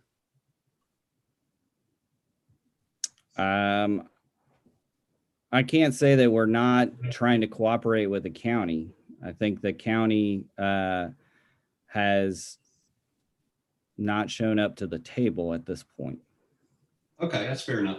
Last question for now, Mr. Chair. Has anybody approached our funding partners who put all the money into helping us build this Riverwalk and were sold a bill of goods that this would be passive park? And that it may not have said it in the study as you look back historically, but I was in on some of those sales calls, we'll call them. And we absolutely guaranteed our funding partners that this would stay passive park. And is any of that information come to light before this moment to you? I mean, the Lee Norris said that it would be a passive park, and he referenced the master plan, which is where I went back to study and found that it would be an active and passive park. I think Chattanooga's parks in general are largely all passive, and we're looking for more active measures that would be on there.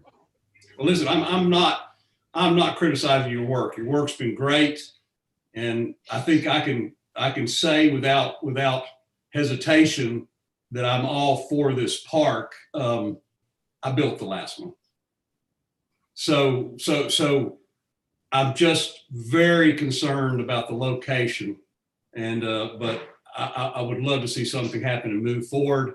That's aside from Council Henderson's worries about where we're going to find the money. Thank you, Mr. Chair. Thank you, Councilman. Councilman Gilbert.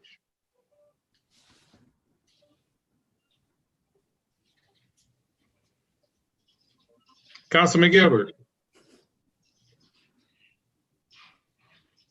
The area I'm sorry, Chair.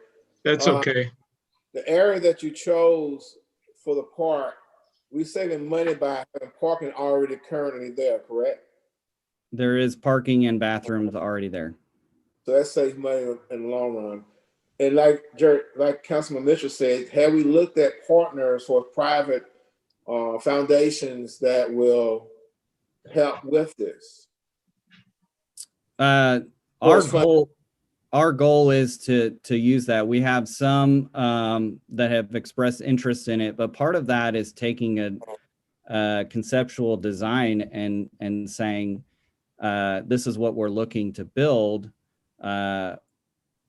and bringing something to the table to show them, because people will put their money in support of something that they can see. Okay, thank you. Thank you, Councilman Gilbert. Councilman Mitchell, I see your hands is still up. Do you have further questions you'd like to share with us? Okay, it's not up any longer. Sorry about that. Again, great job, Travis. Yeah, great job, Travis. Councilman Burrs. Councilman Burrs. Sorry, I said some great things and you all missed it. I know, we missed it. Yeah, what can I tell you? Travis, I think you've done a really great job, and I think you've done great due diligence. You have the money for the design phase already in your budget. When do you see that will be completed so that we can talk about garnering other funds? And by you, people fund things they can see. So you're right about that. When will that be ready? Well, as you guys know, the next phase is that we put out the RFQ. We anticipate a 30-day time frame for soliciting bids, and then a couple weeks for turnaround if we need any formal presentations. And then I imagine that it's a 6 or 7 month design process.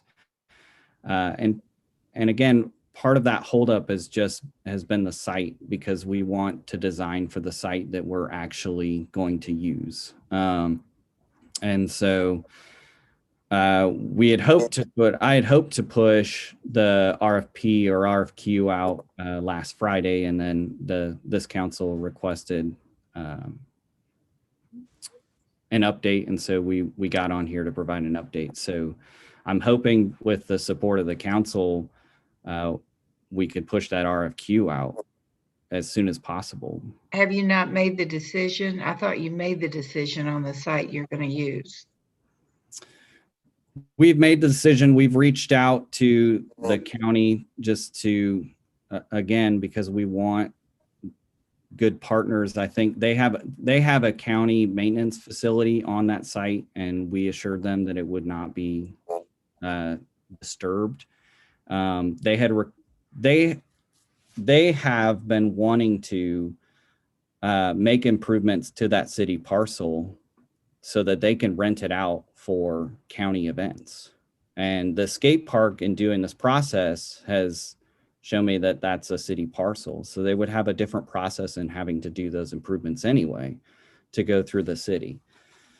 I had talked about part of what they wanted to do is have an event space. And part of that process for me was including a covered pavilion that would accommodate bands that would come in, and which they do now, and provide a better space for them to use that so we can all use it. It's not a county or a city project to me. It's a every resident and visitor that would come see it. It's not a division between county and city to me. So if I heard you correctly, we've decided it's a city-owned parcel. And what are we waiting for to put out the RFQ?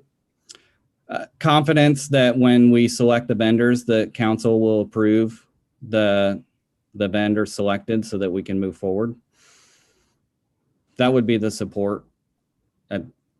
It wasn't until a couple weeks ago, at October 23rd, that we sent the letter to the county informing them that this was the property we were going to use after negotiations with them on the River Point weren't happening. So we can look forward to the RFQ being going forward, correct? Correct. Thank you. Thank you, Mr. Chair. Thank you, Councilwoman. I see no further questions, and we have roughly around 6.5 minutes left. Mr. Chairman, if there's no other business that we need to deal with in this 7.5 minutes. I believe we need to go to break so that we can get back to our I was 6 hoping o'clock you would meeting. say that. So we are adjourned for 6 minutes and 22 seconds. Thank you, sir.